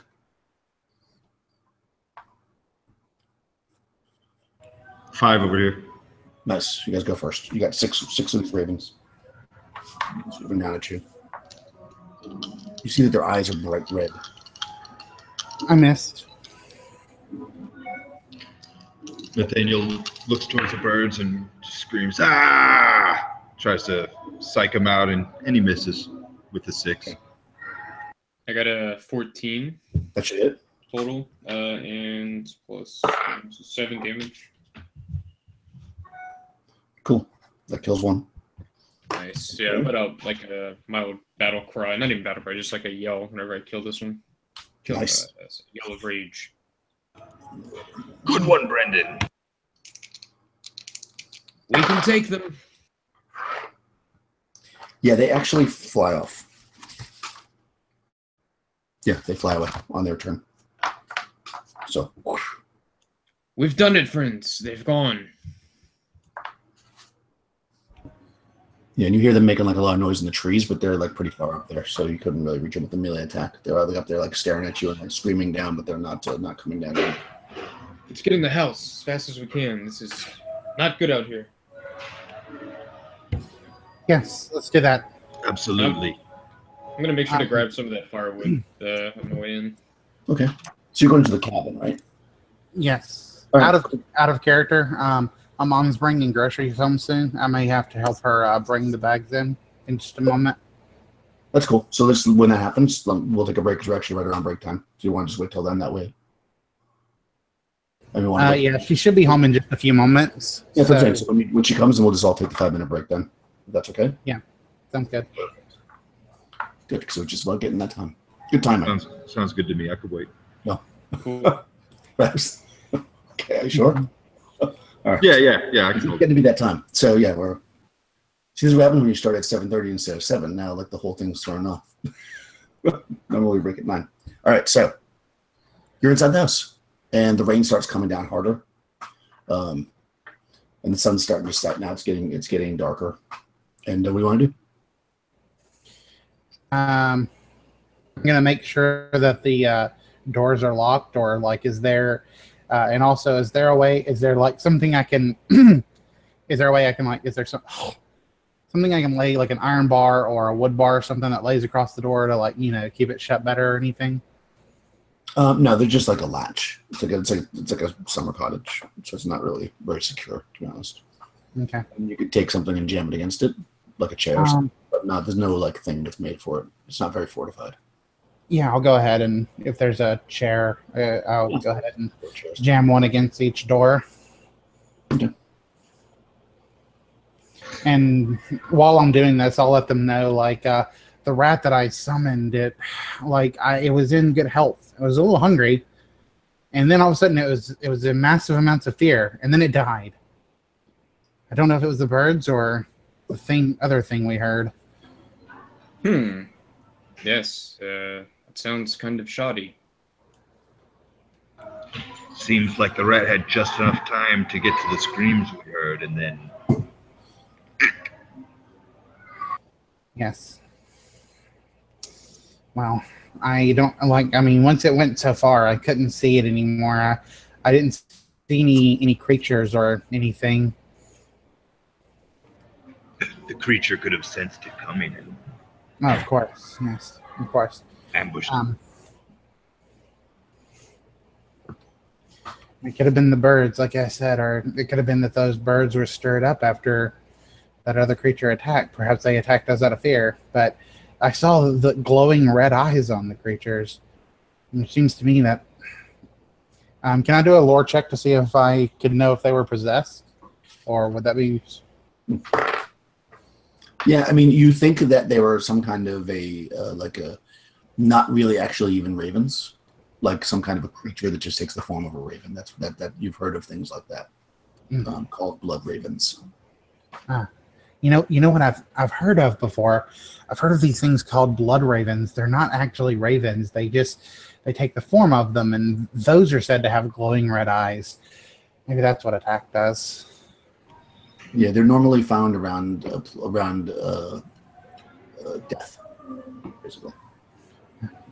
The only thing is they're normally found around some kind of death that has occurred.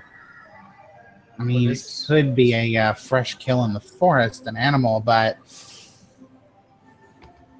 I've never seen any birds go after humans in such a way.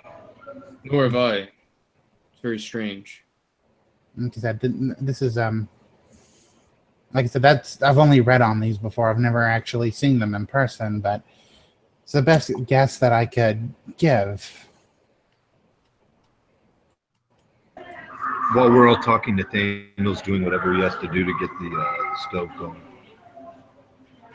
Yeah, and I'll be, stacking the wood, breaking it up as needed, and maybe making, whatever.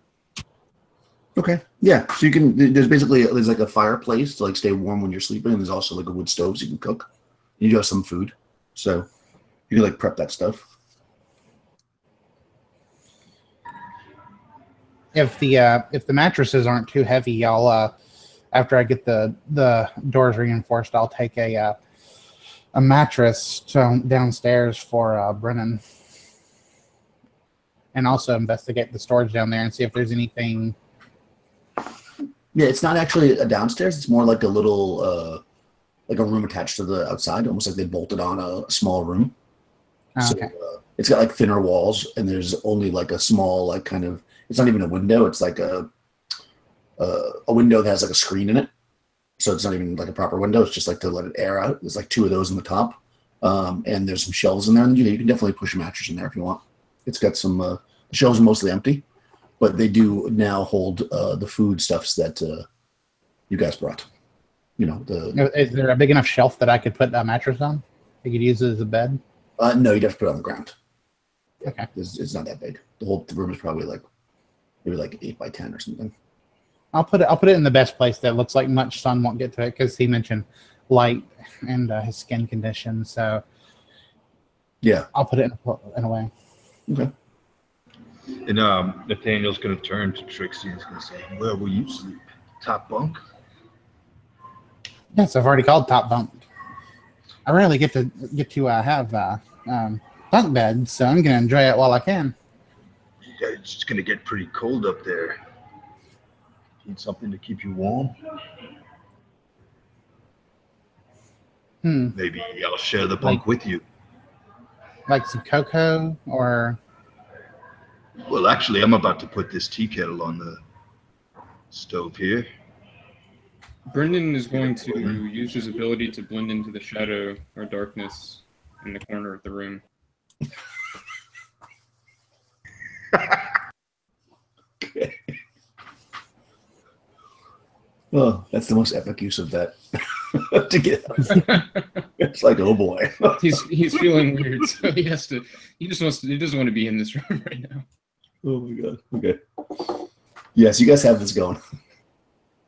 Well, Brennan's going to be sleeping in the really cool place. Perhaps, where did he go? Where is Brendan? That's a good question. Brendan! Oh well. Forget about Brendan. I'm here. You'll just hear whispering, "I'm watching."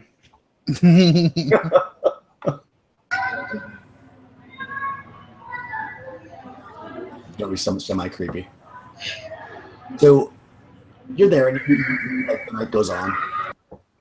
You probably are you taking shifts? Are you staying up, or are you just going to sleep? What do you want to do? Do you want to go to the house, or are you just going to wait till the morning? Well, we'll definitely wait till the morning to go to the house, I would say. Mm-hmm. I mean, unless they want to go. Well, if no one else is opposed, Nathaniel, he likes to stay up late, so he'd take the last shift. Okay, I'll take. Brennan, which shift would you like to take? I would like to take the latest one, whichever one is deepest into the night. That's where I'm most active, most comfortable. I'll let you have the latest one. I'll take the middle one, my friend. I can see you are a man of the night. Yeah, and as you say that, I step out of the shadows. Yes. Oh. There you are. I thrive in the darkness. Well, if you want to take the, I'll take the morning shift and start getting breakfast ready. Or was that?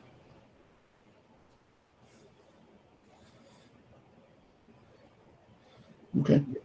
I was confused about when exactly Brennan is taking this. Brendan's taking the last shift.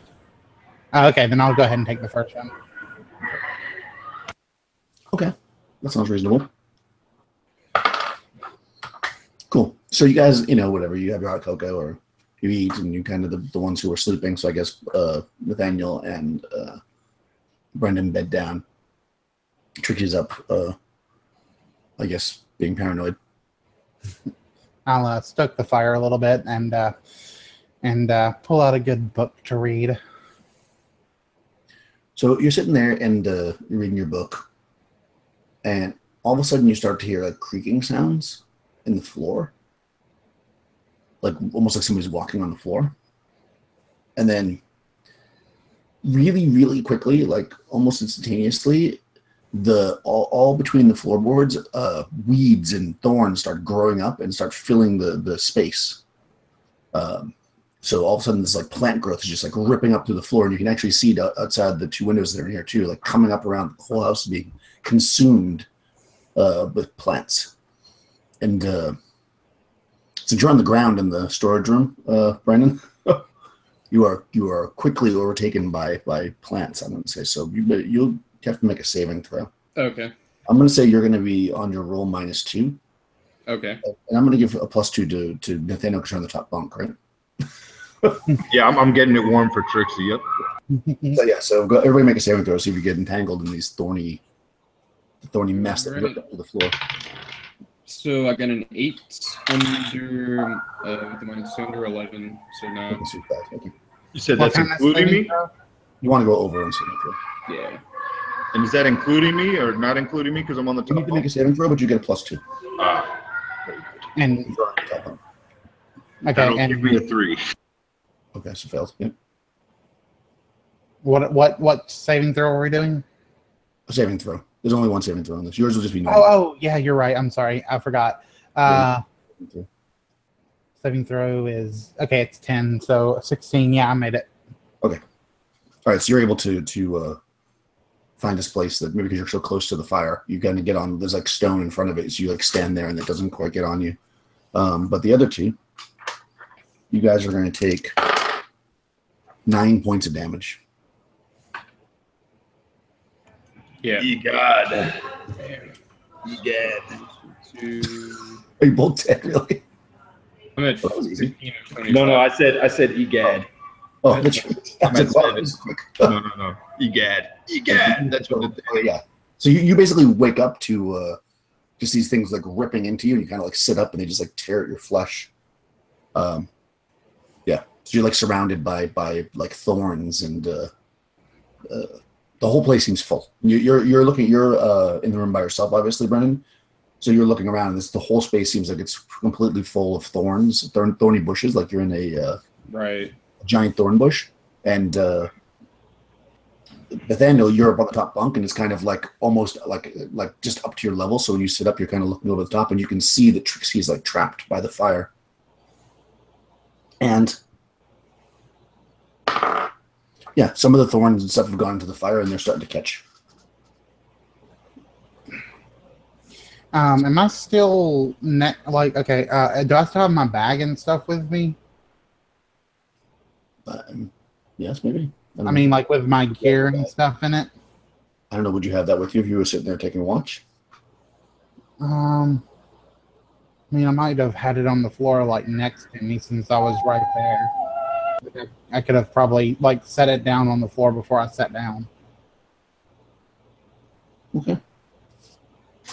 If you think you would have had it. So I could probably reach out and like put it back on my back. Put my backpack back on my back or whatever. Mm-hmm. And I want to pull a torch from it.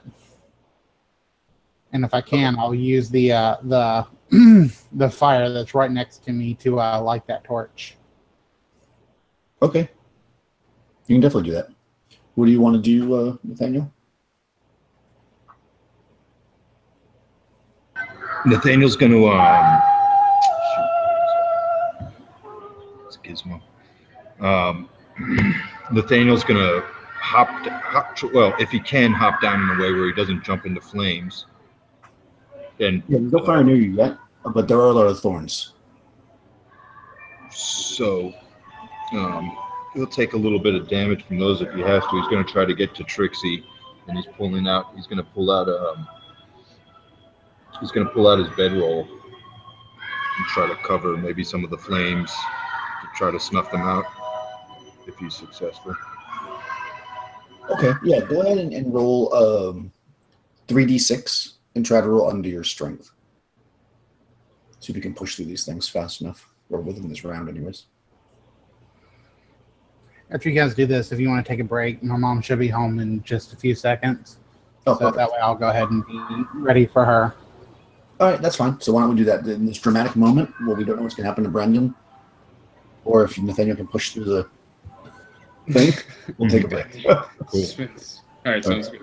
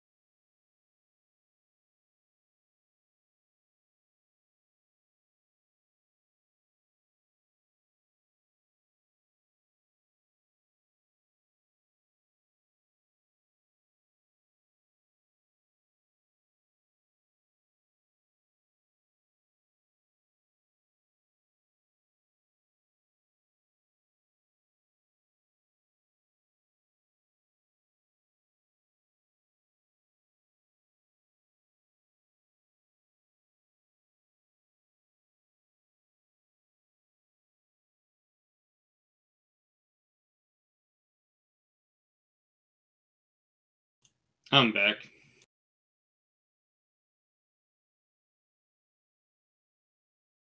I'm back too. Oh man, damn! The temperature just dropped here. I'm not used to it. I'm always lived in Miami, so that would never happen in Miami. Now all of a sudden, Oh, that's right. You're way up north now. and I'm indoors too, man. I'm indoors, and I just felt the temperature drop. Damn. Yeah, it's crazy. Where do you live again, man? Are you in the West Coast? No, I'm in the south as well. Oh, cool. Yeah. So it's been in like the freaking 80s, 90s, really the 90s, just constantly. Oh, damn. Yeah. Are you in Georgia? No, South Louisiana. Oh, nice. Yeah. So it's nice and humid and hot. Yeah, you know what it's like. Oh yeah. You know what it's like. It's pretty. I'm sure that's pretty close to South Florida. Yeah, maybe so. Probably so. Yeah. I think I'm supposed to get a cool front next week, which would be nice. By cool, I mean it'll be in like the mid 80s, or low 80s, or something. Do you like any New Orleans bands? Not. I mean, I don't like pay attention very much to like the local scene, sadly. Well, some of the more known bands. Yeah, I mean, I've seen like Dr. John and all this, and the Meters nice. and all that stuff. It's good stuff. Yeah, I got a few friends who play in like jazz bands and things, but oh, cool. Oh yeah. What about you ever hear of Soylent Green? I haven't. Yeah, pretty good. I think the bassist was actually, or well, not the original bassist was actually killed in Katrina. Oh wow. Okay. Unfortunately, yeah, he was injured and fucking like bedridden, and with his grandmother, and fucking got flooded. Right. Damn. Yeah, that's what I said. Yeah, that was a big mess. Were you there that whole time? No, I didn't live in New Orleans, but I mean, we got an influx of people coming. Yeah. Yeah, I mean, I have a lot of friends there and stuff, and we checked it out after Katrina. I mean, there's still parts that are like shut down, like neighborhoods and stuff that are just abandoned. Like the theme park too, that Six Flags. Yeah, that's right. They had that Six Flags. That's Mardi Gras. Yeah, whatever it was called. I think it used to be something else. Oh no, I'm thinking of a different place. But yeah, there is that Six Flags. Some people used to go like after hours. You can, or not after hours, but at night you can go sneak on and walk around and stuff. So it was pretty creepy, pretty eerie. I've watched some YouTube videos like that. Nice. Me and my daughter like watching abandoned videos. Abandoned place video. Cool. That's really neat.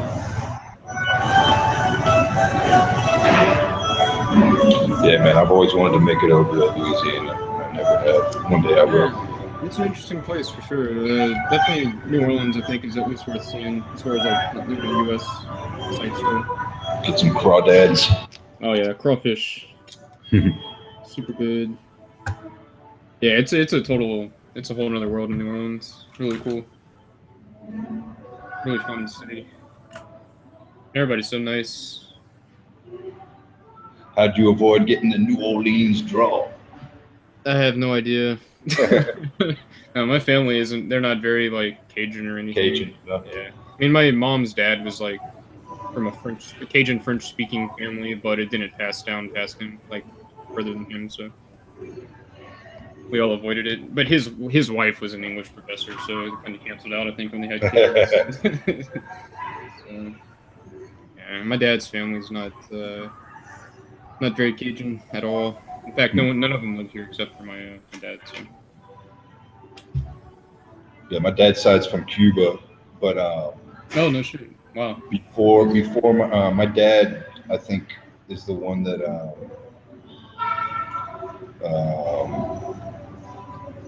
adapted most to the. Well, no, that's not true. My dad's dad was an American citizen. So. Okay. My dad, he was the guy that you'd hear him speaking like perfect Spanish, and then all of a sudden he'd speak perfect English with no accent. Wow. That's awesome. He knew both languages. Yeah. All right, so she's not back yet, I guess. So No. why don't we do I don't- this? Still huffing the I'm back. groceries. Ah, there we go. All right. I was gonna say we could just resolve what you guys are doing, anyways. So, so you're gonna try to roll 3d6 under your strength and see if you can push through these thorns or not. It will definitely take a little bit of damage. Okay, I got 14, which is over my strength. Okay, so you're kind of stuck in the middle. You take you take 6 points of damage. Ooh, You damn. kind of like push through with your bedroll to kind of like push the thorns away, but they've like wrapped around, and now you're kind of like stuck because they've like gone around, like they got stuck in the bedroll, and now you're like kind of wrapped yourself up in them, and you're kind of bleeding a little bit, and the bushes themselves are starting to catch on fire. In the other room, so Brendan, you wake up to a thorny hug. Perfect. Yeah. At first, I probably think it's some kind of interesting dream I'm having, but as the pain shoots through me as I take all that damage, I'm sort of struggling to get out. Yeah, so you've got there is the door back to the room where those guys are. There's also those little windows which you don't know that you'd fit through per se, but you might be able to like push your way through, like smash your way through because it's kind of like thin walled where you are. Yeah. Or obviously you can just stay where you are. No. I'm gonna take. I guess I'll take my my cane, rather. Use that to maybe smash open something and try to, get out. All right, you want to like hack your way out? You want to try to go through the wall, or you want to go into the door where the characters are? I think the door. Okay. Yeah, if you use I think if you use a sword cane cut through, you should probably be able to do it. That shouldn't be a problem. Let me just see if there's a chance. Do a saving throw to see if you take any damage. So just from the residual. Like Am I still at the -2? Just roll a d20 for you. Just regular. Yeah, 14 over 9. Perfect. Or Yeah, so you're 11. If I have when you're in such a small room, like I said, so like the mattress is like right in the center. Okay, And yeah. basically, we're able to just like reach through and get your sword without cutting yourself, and then cut your way through. Cool. So yeah, you basically get to the door and pull it open, and you see in front of you the room full of thorns. You can kind of see through it, and you do see a strange sight of like maybe it looks like a ghost because you see like a big like sheet in the center of the thorns. Oh boy! And you also see Trixie by the fireplace with a torch in her hand. You don't see Nathaniel. You might hear him swearing. Yeah, Nathaniel's gonna yell help. Help me. He's got 1 health point. He's trapped in the sheet. Oh man, is there any way I can get him out? Can I help get him out? Yeah, you can cut your way to him with the sword if you want. Yeah, I want to try to do that. You just have to make a save again to make sure you don't get cut on the way in. Okay, let me see. Well, what are you doing now? What are you doing, Trixie? I have my lit torch, and I'll be swinging at any plants that come near me with the fire. Okay. Oh, perfect. Okay, so yeah, you and some of the plants got in the fire and they're already catching up. So like you're already getting like fire around you. You're starting to get kind of increasing fire actually. If I hold the fire in front of me and walk, will the plants back up? No. When you hold the fire to the plants, they catch on fire. So you have more plants on fire in front of you. Because even though they kind of grew really quickly, they're very like dry and deadish. Yeah. Okay, so then I'll just fire right now. Okay. Let me see if you probably should take some damage from that. Oh, take 3 points of damage just from the being so encased in the fire. Brendan's able to cut through the thorns to get to you, Nathaniel. So you're kind of standing there now with you unwrap yourself or whatever, and you can see that between you and Trixie, who now is getting caught on fire, is a lot of thorns. You're still relatively close to your bed, so assuming you threw your stuff in your bed, you probably could grab it if you want, Nathaniel. I don't know how you guys want to proceed. So we just grab our stuff and get out. Okay. You want to talk towards Trixie? Or do you want to What was that? Trixie's on the other side of the room. Oh yeah, we got to get around. Correct. Okay. I'll try to. Guess I'll try to force my way through the burning plants. Oh, so you're gonna push your way through to get to them? Okay, you can do that. So try to roll Sure. 3d6 under your strength. Oh God, 3d6 under my strength. Okay. I don't wish me luck.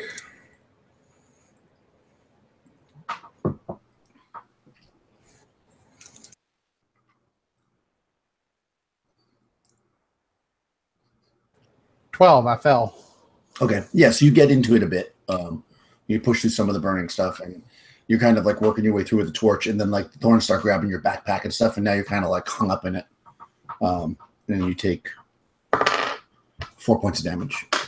Great. And you're kind of stuck, but you're like maybe halfway to them. Can I reach behind me and with the torch and hit the plants? Okay, you're gonna try to burn everything off of you. All right, make a saving throw. Okay. 18. Okay, good. Yeah, you're able to do that. You burn away the stuff and you don't light yourself on fire. Okay, so are you guys heading towards her too? Is that the plan? You're like tunneling towards her, or are you kind of... I'm staying back and heading towards the door, and I'm actually going to try to take my part of my bedroll, wrap it around my hand as like a hot pad, heaty pad, and grab the kettle and try to take off. My other hand is my stuff. Okay. Do that. Cool. Yeah, so I'm you gonna can keep chopping to get towards the door. You can push your way through now with the torch to get to them. So you guys push her when you realize that as you're going through this room that you go through the bedroom and then into the kitchen. The kitchen's also full and all the windows are busted out. And you eventually bust through the front door. And you realize that like as soon as you cut through, like 5 feet out from the cabin, everything's completely normal. But where the cabin is completely covered in this giant like thorn bush, essentially, in like a 5-foot perimeter around it. It's also pouring rain, so your torch goes out. Okay.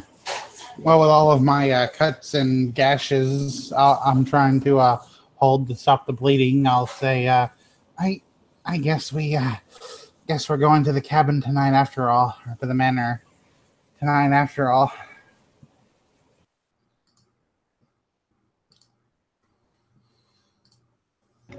Seems like maybe that was our destiny. Maybe we should have never stayed here. Something's pulling us towards the manor, or forcing us. Like I said, dark powers. Something's dark here.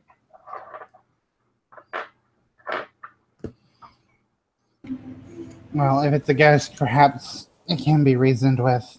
Let us make our way to the manor before something else bad happens to us.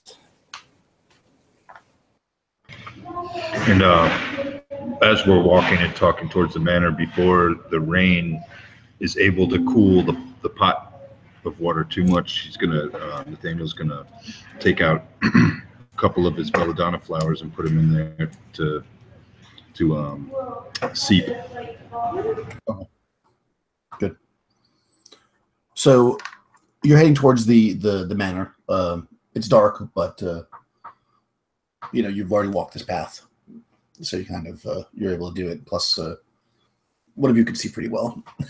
I don't know how much you want to let them know that, but yeah. Everybody roll a d6 though. Get it. 4. 6. Also a 4. Okay, cool. Yeah, so you guys get to the manor. You get like up onto the porch, and it's no longer rain pouring down your head, obviously, because you're standing on a porch, so you're probably a bit relieved there. And yeah, it's hard to really like be 100% aware of your environment because the rain is coming down so heavy on the roof. So you're not sure, if you hear anything beyond just torrential rain coming down, and you're also quite cold. So, is there a knocker on the door? Is there a knocker? Yes, we'll say there's a knocker. You're actually on the porch. There's actually Let me just grab the porch too. So you're on the porch. It's like maybe 15 or 20 feet wide by about 8 feet deep, and it's like 3 or 4 steps up to it. There is a door with a knocker, and to the right of that's kind of one end of the porch. To the right of the door are 2 windows. There's a window after about 3 feet, and another window after about another 3 feet. But both are papered over. This is paper, so you can't see anything. But yes, there is a knocker. I'm going to take the knocker and knock on the door, as perhaps the spirits would respect that. Okay, yeah. So you knock on the door, smart, and you wait. I guess you wait a few minutes. Nothing seems to happen. Like you don't hear anything from inside. Nobody says come in or go away. Nathaniel looks at everyone, and then he turns and goes to one of the windows, and he tries to slide it if he can to see if it's unlocked at all. Oh. Actually, it is. The first window is unlocked. So you can kind of put your fingers on it and get a little traction and slide the thing up. It's pretty sticky because it's been a while, but yeah, you're able to actually pull it up a little bit, maybe like the dagger underneath it and open up more if you want. Enough to stick my head inside and take a peek? Yeah, for sure. Yeah, once you lift it up, you can definitely see, because it's just papered over. And you're looking into a like a parlor type room. So there's a lot of kind of big furniture in here. There's a fireplace to the left on the left wall. On the right wall, there's kind of what looks to be like a viewing area. Like it kind of shoots in a little bit, and there's lots of windows. So like somebody would sit there, like look at the garden. It's like a garden view, I guess. There's also windows all the way to the side. As far as you can see, it's kind of dark in there. So you're kind of what you can make out. But you see a lot of big furniture, and most of it is, all of it, I should say, is covered with sheets. So it's like couches and big chairs and tables, and yeah, but it's a big room. It's 15. While he's looking inside, I'm gonna try the doorknob and see if it's unlocked. It is unlocked, yeah. I'm gonna turn to Trixie before she pulls it all the way open and just let her rest assured. I'm gonna say, it looks like the coast is clear, so to speak. I'll give him a nod and I'll push the door open.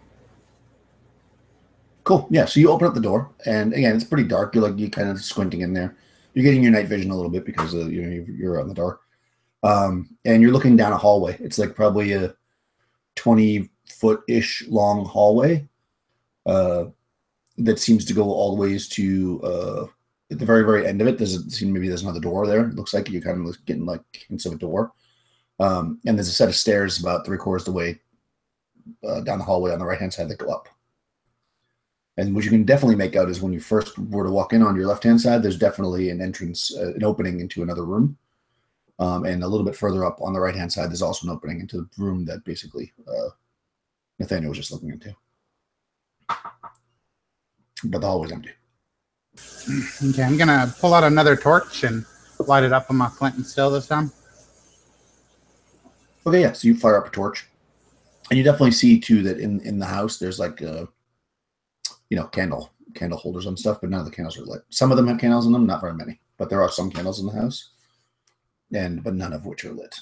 So, but your torch will light up the place, no problem. So yeah, you light it up, and you can definitely see now with the torch that sure the hole goes down about 20 feet. There's a door immediately to your left. I'm sorry. There's another door about 15 feet up to your left. At the very end of the hallway, it looks like you can also go to the left. So there's 3 options to the left as you proceed through the house. Is like the main kind of center of the house. And on the right, there's the one door that goes into the parlor that Nathaniel was just looking at. Are there any are there candles in the candle holder? There's a couple of them, yeah. I mean, there's about maybe a dozen candle holders like down this whole hallway, like going down the hallway, but there's only candles in about 3 of them. There is actually, though, a small table about halfway down.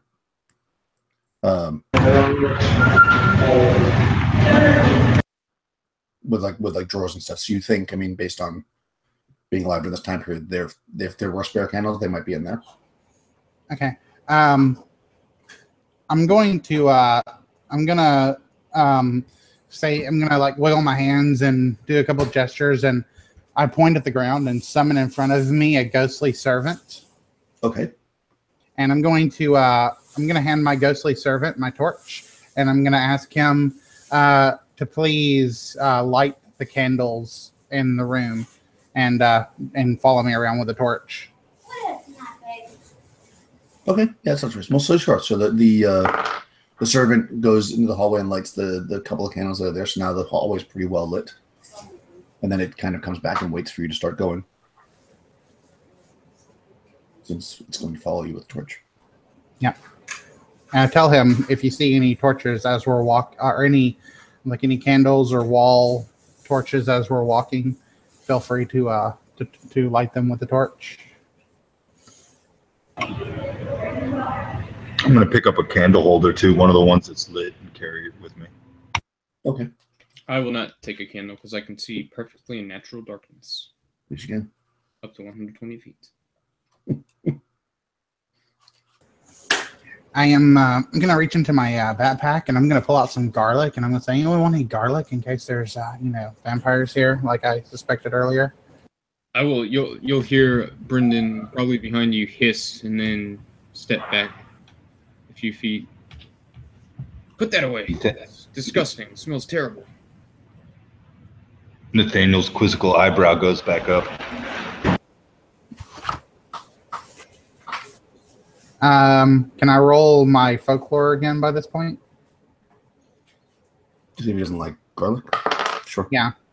I mean, and there's been a couple of other things. You're thinking to yourself, yeah, man, he doesn't. A lot of people don't like garlic. Okay. Huh. Oh, I mean, okay. I mean, you don't have to carry any. Would you like any garlic, Nathaniel? I have a whole pound of it here. Yes. Nathaniel's going to take a clump and he's going to pull Trixie to the side real quick, and he's going to say under his breath, "Look at those ears. Take a look at those ears." Well, pointy. Do you think he might be an elf? I'm not exactly sure, but there's something not quite completely man about Brandon. It's okay. I think it's okay. I mean, like, he has a skin condition and he doesn't like garlic. That's not weird. I suppose you're right, Trixie. Either way, matters not. And he's going to turn back now, talk a little louder, and turn back to Brandon and pat him on the back. You're a good man, Brandon. Good man to come with us out here. Yes, it took quite some power to get me away from home. Such tragedy had befallen me.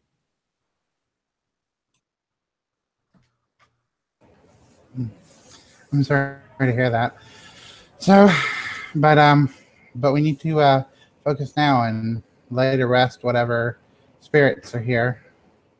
Speaking of which, are there any spirits about? No. There are not. Well, there's one. Nathaniel's going to turn to them and he's going to say, "I'm not sure if you noticed what I'm doing over here, but this is a special brew. And some people believe, shamans, I actually subscribe to this rule of thought that the perfect amount of this brew I have brewed here will make one more, shall I say, sensitive, otherworldly spirits." I was kind of wondering why you were grabbing that pot as we were heading out of the house, but I haven't really had time to inquire. So, like, do you drink it or do you, like, smell the fumes? Only the tiniest amount needs to be ingested. You can even wipe it on your skin. I've made this quite a strong brew. Okay. Too much. Sure, drop some in my hands and I'll rub it in. So Nathaniel's going to try to eyeball what he feels is the right dose, and he's going to just drop a bit out of the. Careful, it's still pretty warm. Okay. So I'll rub it into my hands and maybe even like rub it on my forehead a little bit. Nice. All right, so you have the belladonna on you.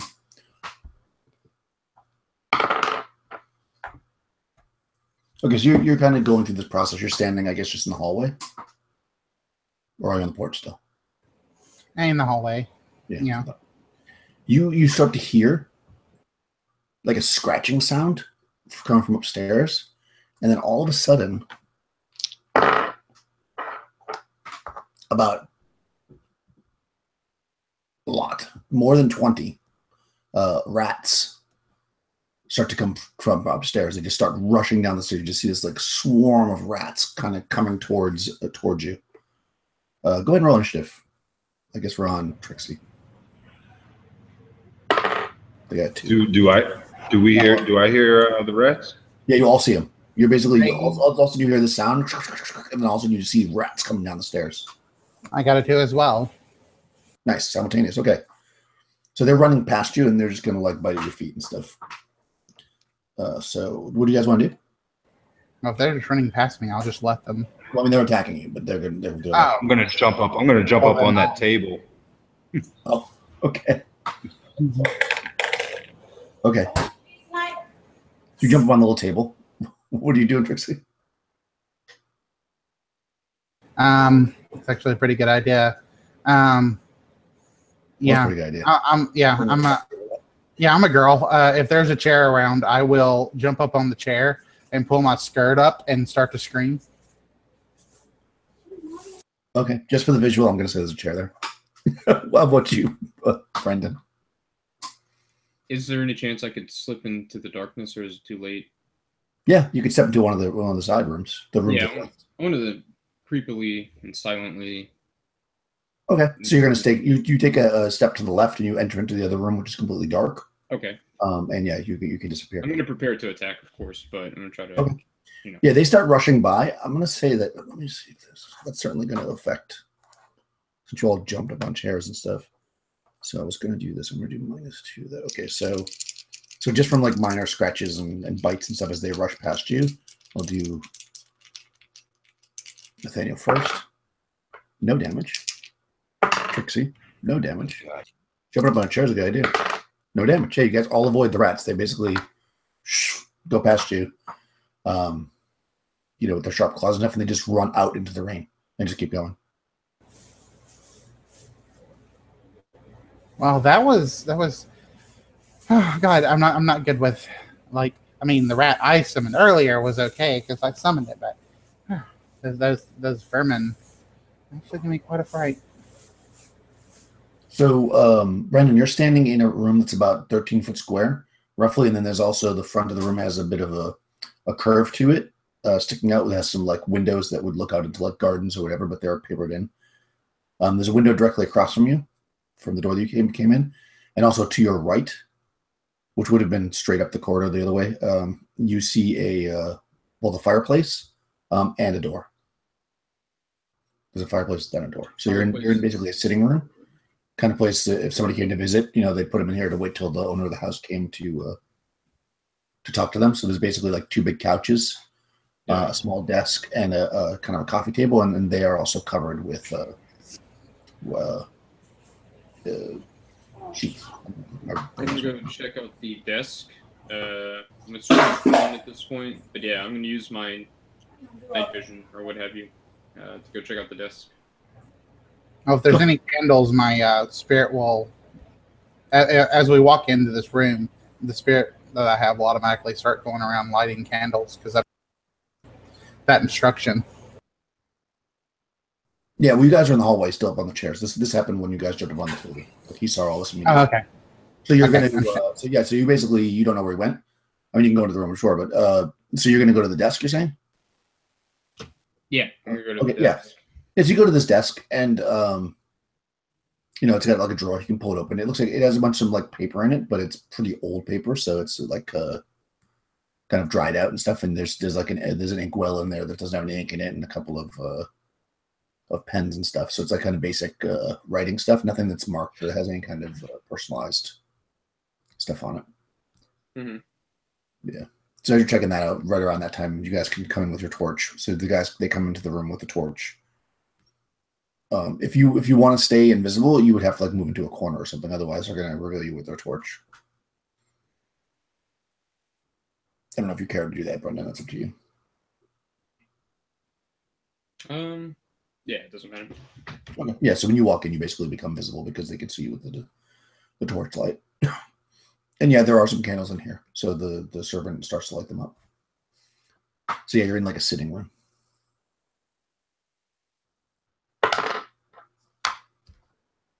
What would you like to do? So essentially, from this room, there's one clear exit, which is a door, an opening, really. It's not even a door, to the north. Next to that is a fireplace. Otherwise, there's only windows in the door that you came in. Are there any? Is there any firewood in the fireplace? No. Is there anything in the fireplace, like maybe something that was left burning? No, there's like an iron, like an iron grate. Log holder. It's been cleaned out, yeah. Yeah, you can tell basically because of the fact that everything's covered in sheets that the house was like cleaned for the season. So yeah, like the wood and stuff was all cleared from it. Probably before anything happened. That's why everything's covered in sheets. I'm gonna call out. Are there any spirits in this room?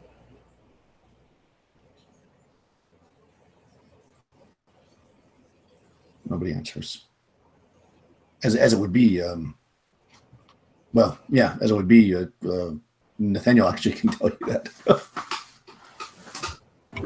Nathaniel's going to he's going to put down the candle, and he's going to close his eyes, put his index fingers and thumbs to his temple, and then without opening his eyes, he's going to raise his head and raise his arms, and then he's going to bring his head down and open his eyes slowly and look around and see if he senses any spirits in this room. Yeah, no, you actually, because it has a 60-foot range, you actually don't sense anything. You factor pretty much in the entire house. You think you can cover pretty much the whole house from where you're at. There's not seem to be any spirits or undead. So after a few seconds, he's going to say to the others, "I don't feel anything."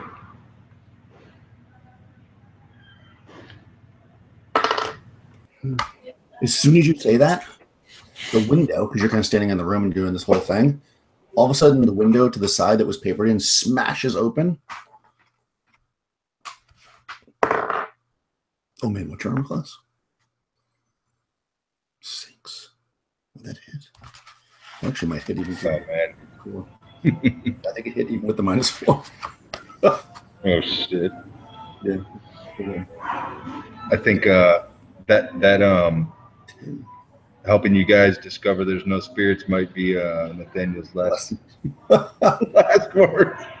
Yeah, basically a spear, an old spear.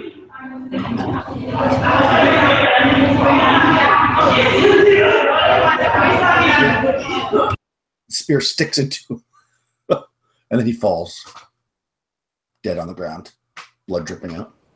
I couldn't hear any of that. Like I only caught the last half.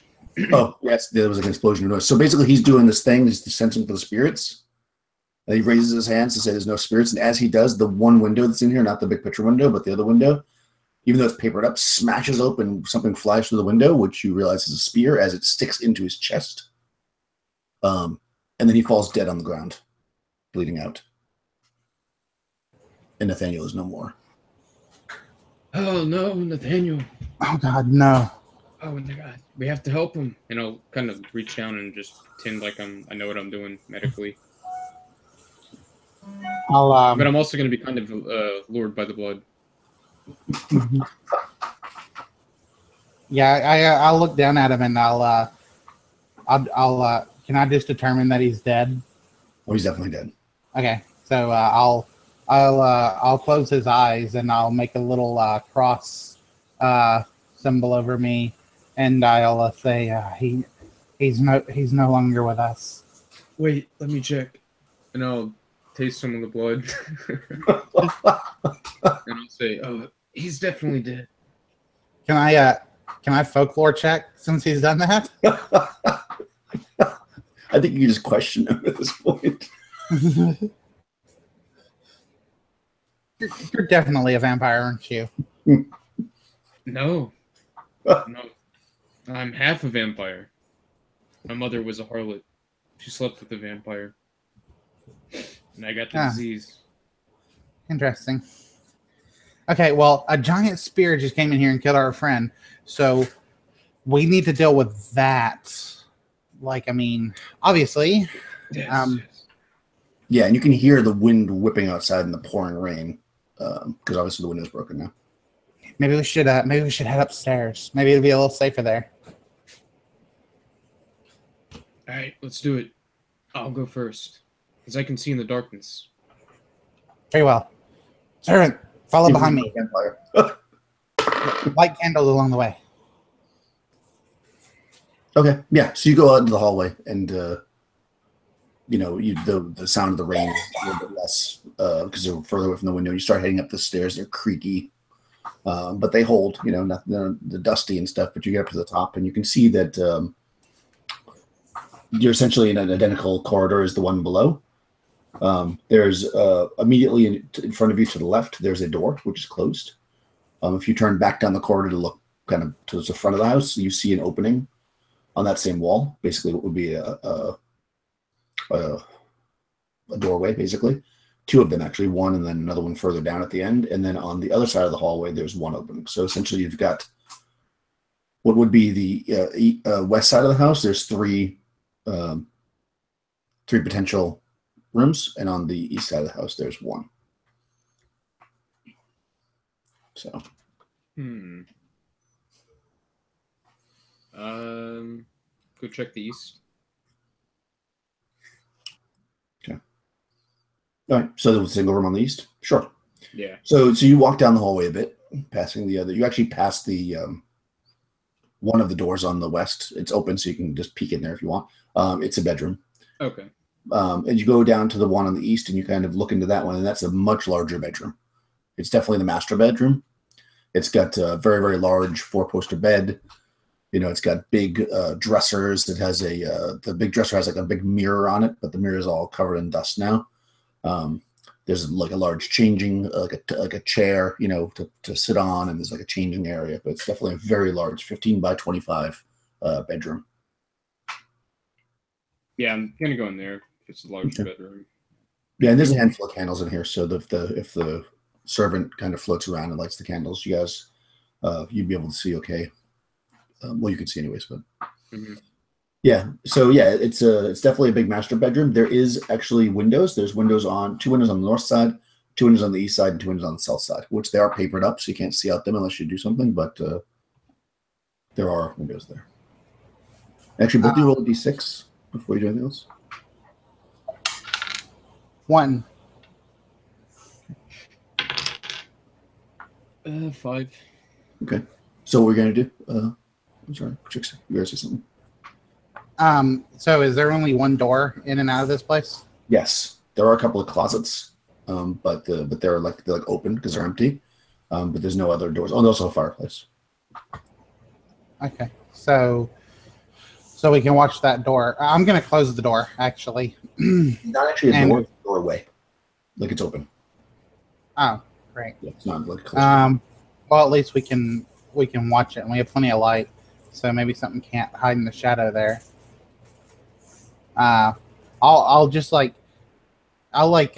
crouch under the windows so that nothing could crash through above my head and kill me. Maybe. You said which window?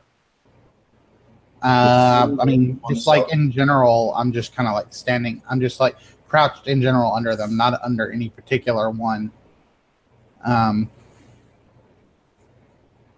was just thinking, like, I'm just thinking, I want to crouch, like, I'm close to the wall, and like I'm crouched under the Which window. wall? The north wall, the east wall, or the south wall? The opposite from the door. Okay, so the east wall. Okay. How about you, Brendan? Is there any darkness I can hide in? Oh, yeah, I mean, well, there's a bunch of candles lit up now, but you probably could go over by the closet, so it would be pretty dark still. Yeah, I want to do that. Okay. You kind of, you see Brendan go kind of towards the closets, then you kind of can't see him anymore. He's in shadows. And you hear, actually, Trixie, on the south, by the south windows, what sounds like some noise outside. Okay. All right. I'm gonna order my servant to go over by the south windows. He has a torch and everything, so if there's something there, it might attack him. Yeah. And So I'm gonna ready my club. You do what with the club? I'm gonna ready it, like Okay. just have it in my hand, equipped it. All right. Yeah. So you do that. So basically, the servant starts to float over by the window, and suddenly, through the window, comes a large rock, which comes through and smashes its incorporeal head, and it dies because it only has 1 hit point, and drops the torch on the ground, and the very dry carpet starts to light on fire, Oh, great. and you can hear the weather like very loud outside. Okay. Actually, maybe the torch went out. Let me just see. No, the ground starts on fire. Great. I mean, smoldering. It's not like, yeah. Well, I'm not gonna do anything about that right now. I'm gonna wait where I'm at under this window. Do I see anything? You see fire. So did I see the rock that came through the window? Sure. See, it was a rock. Ow. Okay. Sorry, cat. Yeah, there's a rock. Okay. Yeah. So I saw it was a rock. I'm just gonna stay where I'm at right now because I'm guessing they don't know where I'm at if the rock just came through the window. Okay. Sounds good. Fire intensifies. What are you doing, Brendan? Is there anything I can do to put out the fire? Probably not. You could probably take like a blankets off the bed. Yeah. Yeah, I'll come out of the darkness for that. Okay. You want to try to put the fire out? Yes. Roll a d20 and try to get high, I guess. That will do it. Trying to get high. 15. 15? Yeah. How high am I?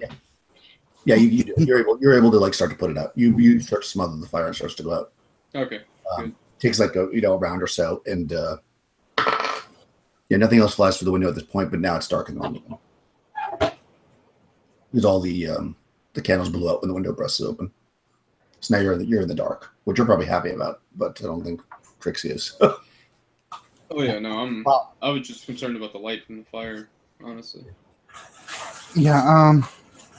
I'm just gonna continue to hide with my wrench in hand, watching the doors and as best I can the windows.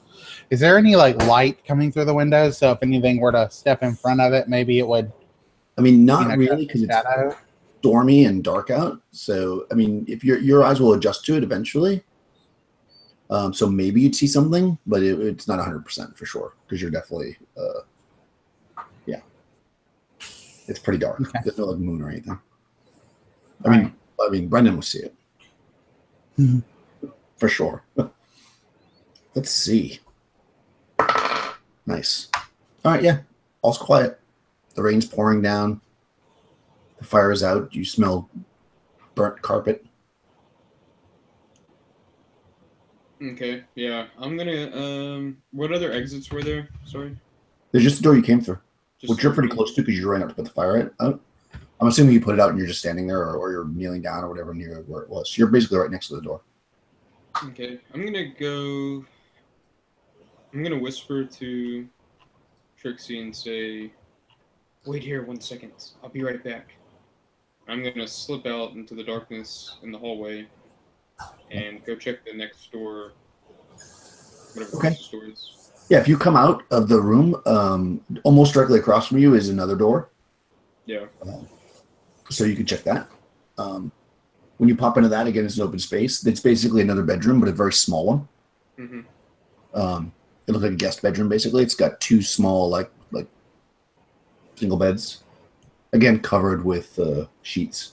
And there's one window in here. Oh, no, I'm sorry. There's two windows to the south, one window to the west. And how many other doors were in this hallway? So And there's another door to the north in this room, which probably leads into that bedroom that you had walked past. Correct. Okay. And those are all the doors in this hallway? There's one more that was actually a door. So when you very first came up the stairs, it was a closed door. Right. I'm gonna glide over there and peek in. Okay, sure.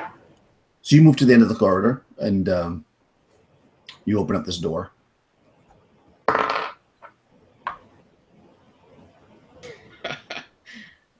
I don't like this look. Oh no. And it's a nursery. And you open it up and you see basically like a crib. Yeah. Again, covered. And what's weird about this room versus the other rooms you've seen so far is this is very personalized still. Basically, it's got lots of shelves, and on these shelves are like toys and stuffed animals and dolls and stuff like that. Whereas the rest of the house seemed like it had been emptied out. I'm gonna naively step in. Okay. Yeah, you step into this room, and again, you're in. It's pretty. It's about 15 by 13, so it's not tiny, but it's got like the kind of cribby bed. It's not like a modern crib, obviously. It's just like a bed with little sides on it. And there's actually a rocking chair there, and like a small table, and then basically toys. Yeah, I'm just gonna go. I'm just gonna walk back out, and I'm gonna try to sneakily, wander over back to where Trixie's hiding and inform her of what I found. All right, so you gotta turn around and walk up. Yes. While he's doing this, I would like to make my way over to the bed and hide under the bed. Okay, you can do that. Fantastic.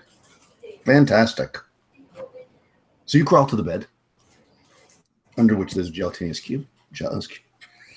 Really? No. I was about to say, Jesus. Yeah, I was gonna be pretty dead. You just crawl right into it. Oh Yeah. No, I wouldn't do that. I mean, I would do it, but I didn't do it, so I'm not gonna make it up on the spot. Okay. Yeah, you crawl under there, and actually, it's pretty empty under the bed. There's some the whole floor is carpeted, but you're able to kind of crawl under there, and you are now under the bed. You don't hear anything, except for this. Maybe I don't know what kind of sound you're gonna make now, Marcus, when you are attacked by a bunch of little dolls.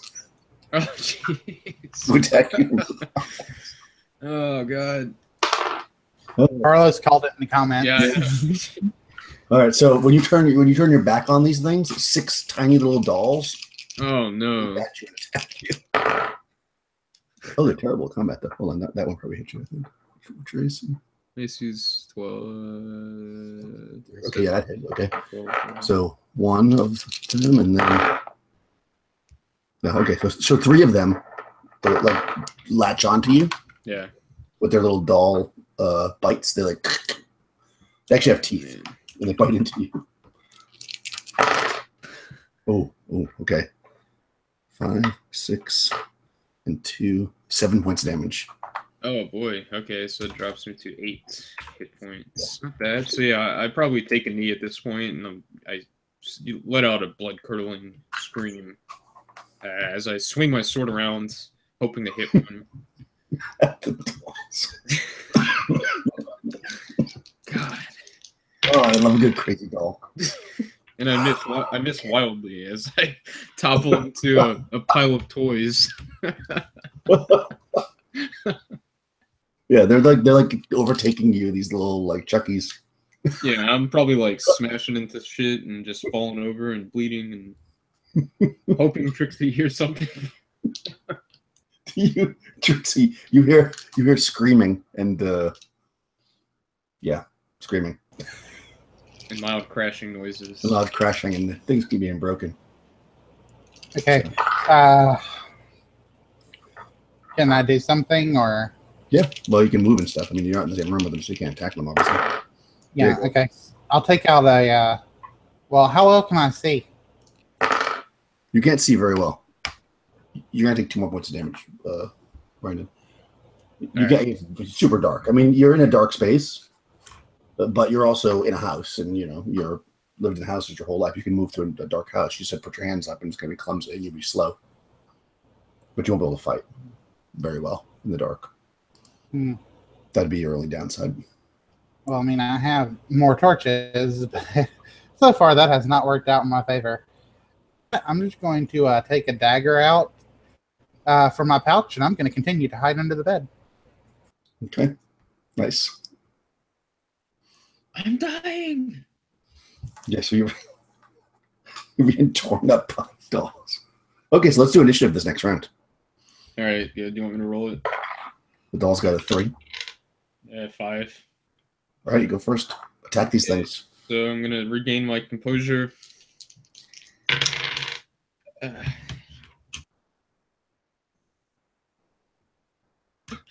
rolled a 1. God damn it. Okay. So the doll's continuing to bite on you.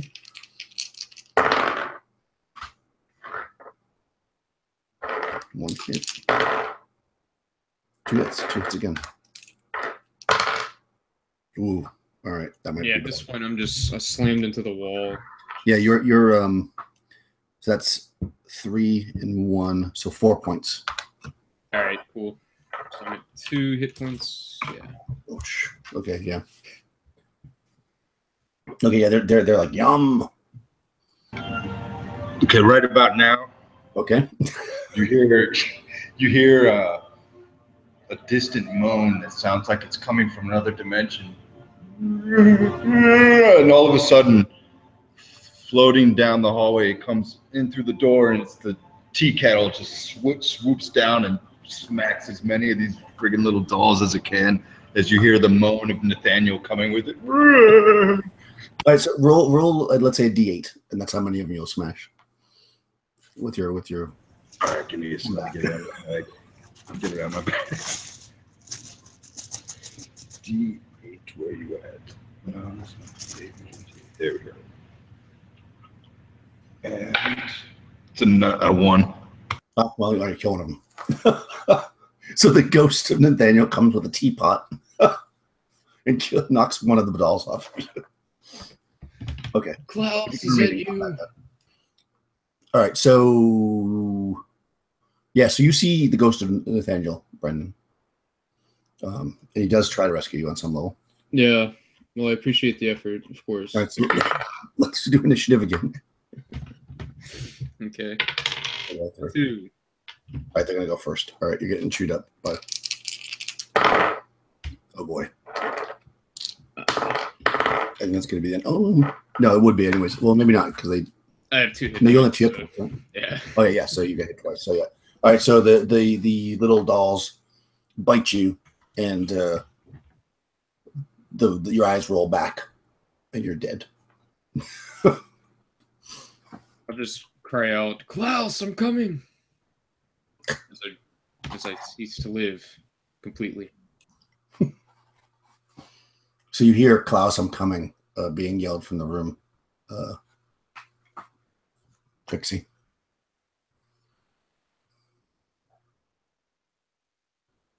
I think to myself, it sounds like my other companion is dead, and I continue to hide under the bed.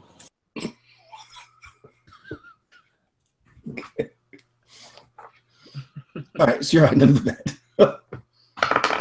Time goes by. Assuming you don't go anywhere, eventually, you hear footsteps coming towards you.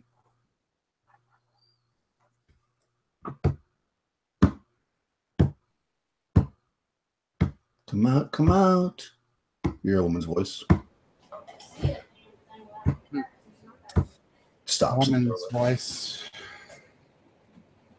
Okay, well, I'm just gonna clench my wrench in one hand and my dagger in the other, and wait till I see foot somewhere around my bed.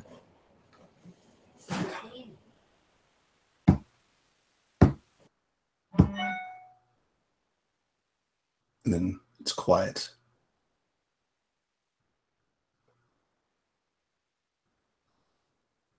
Do I see any feet around my bed? Nope, not yet. Okay. Come out, come out. Do I see her feet at all? No.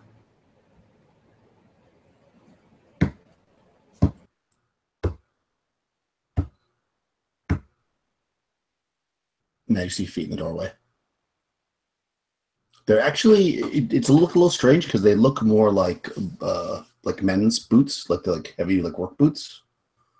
But you hear a female voice and she says, "Come out, come out. I know you're here."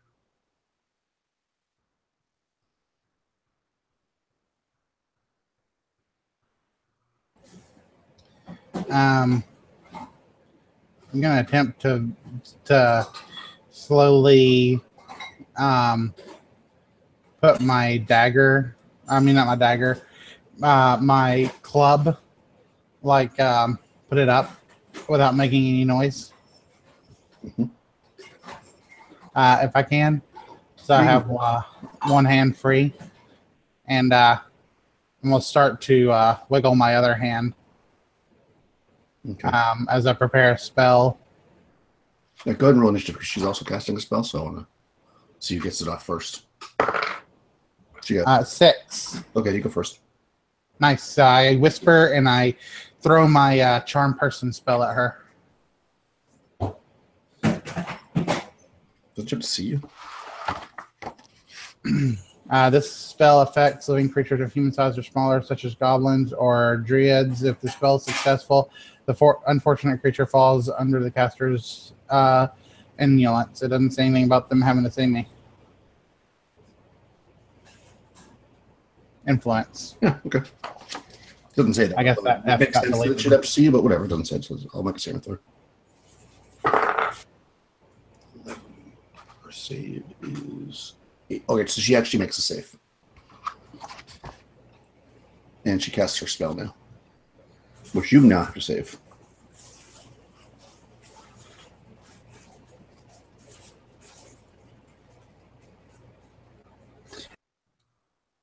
Guess I mean, Cut this. Yep. Found the cutter. 18. So I made it. So you also save. This is better. Don't get food on. Okay. Okay. It's about to be ready. So I can see her legs. Yeah, you see her feet at the doorway. Do initiative. She's going to. Now we're in combat, so yeah. Okay. 2. Okay, she got a 4. She's going to go first. So she charges forward, and of course you don't see it, but a very, very large blade comes through the bed, or tries to come through the bed to stab into you. Let me see if she hits you. 18. Yes, I believe that would hit you, even with the -4. Tracy? Wouldn't that be some kind of cover? Yeah, -4 for the cover. Okay. Yeah, 18 -4, so still 14. That's what I said. Yeah, So so she stabs through the bed into you with her sword, which does 4 points of damage. okay, I'm dead. Really? Yeah, I had 4 HP left. When did you? Oh, you took damage in that thing. Yeah, so she stabs through you, and that's good. In my final breath, can I just like at least stab her ankle or something? Yeah, for sure. Okay, cool. At least I get that. I just Stab her stab ankle. at her leg as I die. Maybe you get to see her face before you die. Yeah, do I as I'm floating up through the bed? Yeah, you do.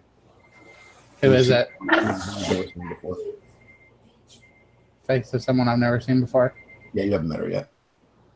Okay. Yeah, so Great. she fades away Move. into the darkness. I guess you aren't the true instant that's supposed to kill the crazy person at the end. And she's dead. Yep, it was Jason's mother. Actually, you almost had her. She was a magic user. She wasn't very tough. If she had failed that spell, the save, you would have had her. For sure. Oh, really? Nice. So I actually killed her at the same time that she killed me? No, because she beat you in initiative. But she wasn't really bad. She doesn't have that many hit points. She didn't have enough that you could kill her. She had only 12 hit points, but you can't do that one. Oh. So, Was it her that threw the spear through my chest? Yep. Well, wait, don't we get one more comeback as a ghost? So can I come back one more time as a ghost and just lay into her? Sure. Awesome. Brendan didn't come back. Dragging your body out, and Brendan can also come back. All right. Yeah, You want to try to kill the woman to have your I'll come back into a final attack. You get a round of attacking her. So go ahead. You guys each have an attack on this poor woman. So poor sad woman. You'll see this dark ghost of Brendan come out of the shadows. Total of Quite 15. naturally. As my spirit flies down the stairs towards her, or flies down the hallway at her. 15 total. Yeah, it'll hit. She only has a 9. And how much? I guess I'll just say I'm wielding my wrench, as that was my favorite possession. So I guess I'll do a d6 damage. 1. Yay. I got a 12 total. Get right. That hits. Okay. And 6 damage. Assuming I had the sword in hand. Yeah, of course. You would have got him with your normal weapon. Yeah, I mean, you definitely give her some good slices, but yeah, you had done no damage to her the whole time, so she still has several hit points left. So, unfortunately. Oh, wait, what about the damage from my dagger? Can I count that? That I was stabbed into her ankle. Yeah, sure. Okay. Do I need to roll to see if it hit her first? Yep. Sure do. Okay. Nope, I didn't. I didn't even hit her with the dagger. Yeah. Yeah, unfortunately, your bodies are recovered, on Sunday when the caretaker returns, and they decide to, for now anyways, put the house back on the market, as nobody wants to live there in the house on Crystal Lake until 1982. All right, guys. This is the first time I ever put the whole party. Nope. Thanks for playing. I can't hear anything, Carlos. Could you mute? Sorry.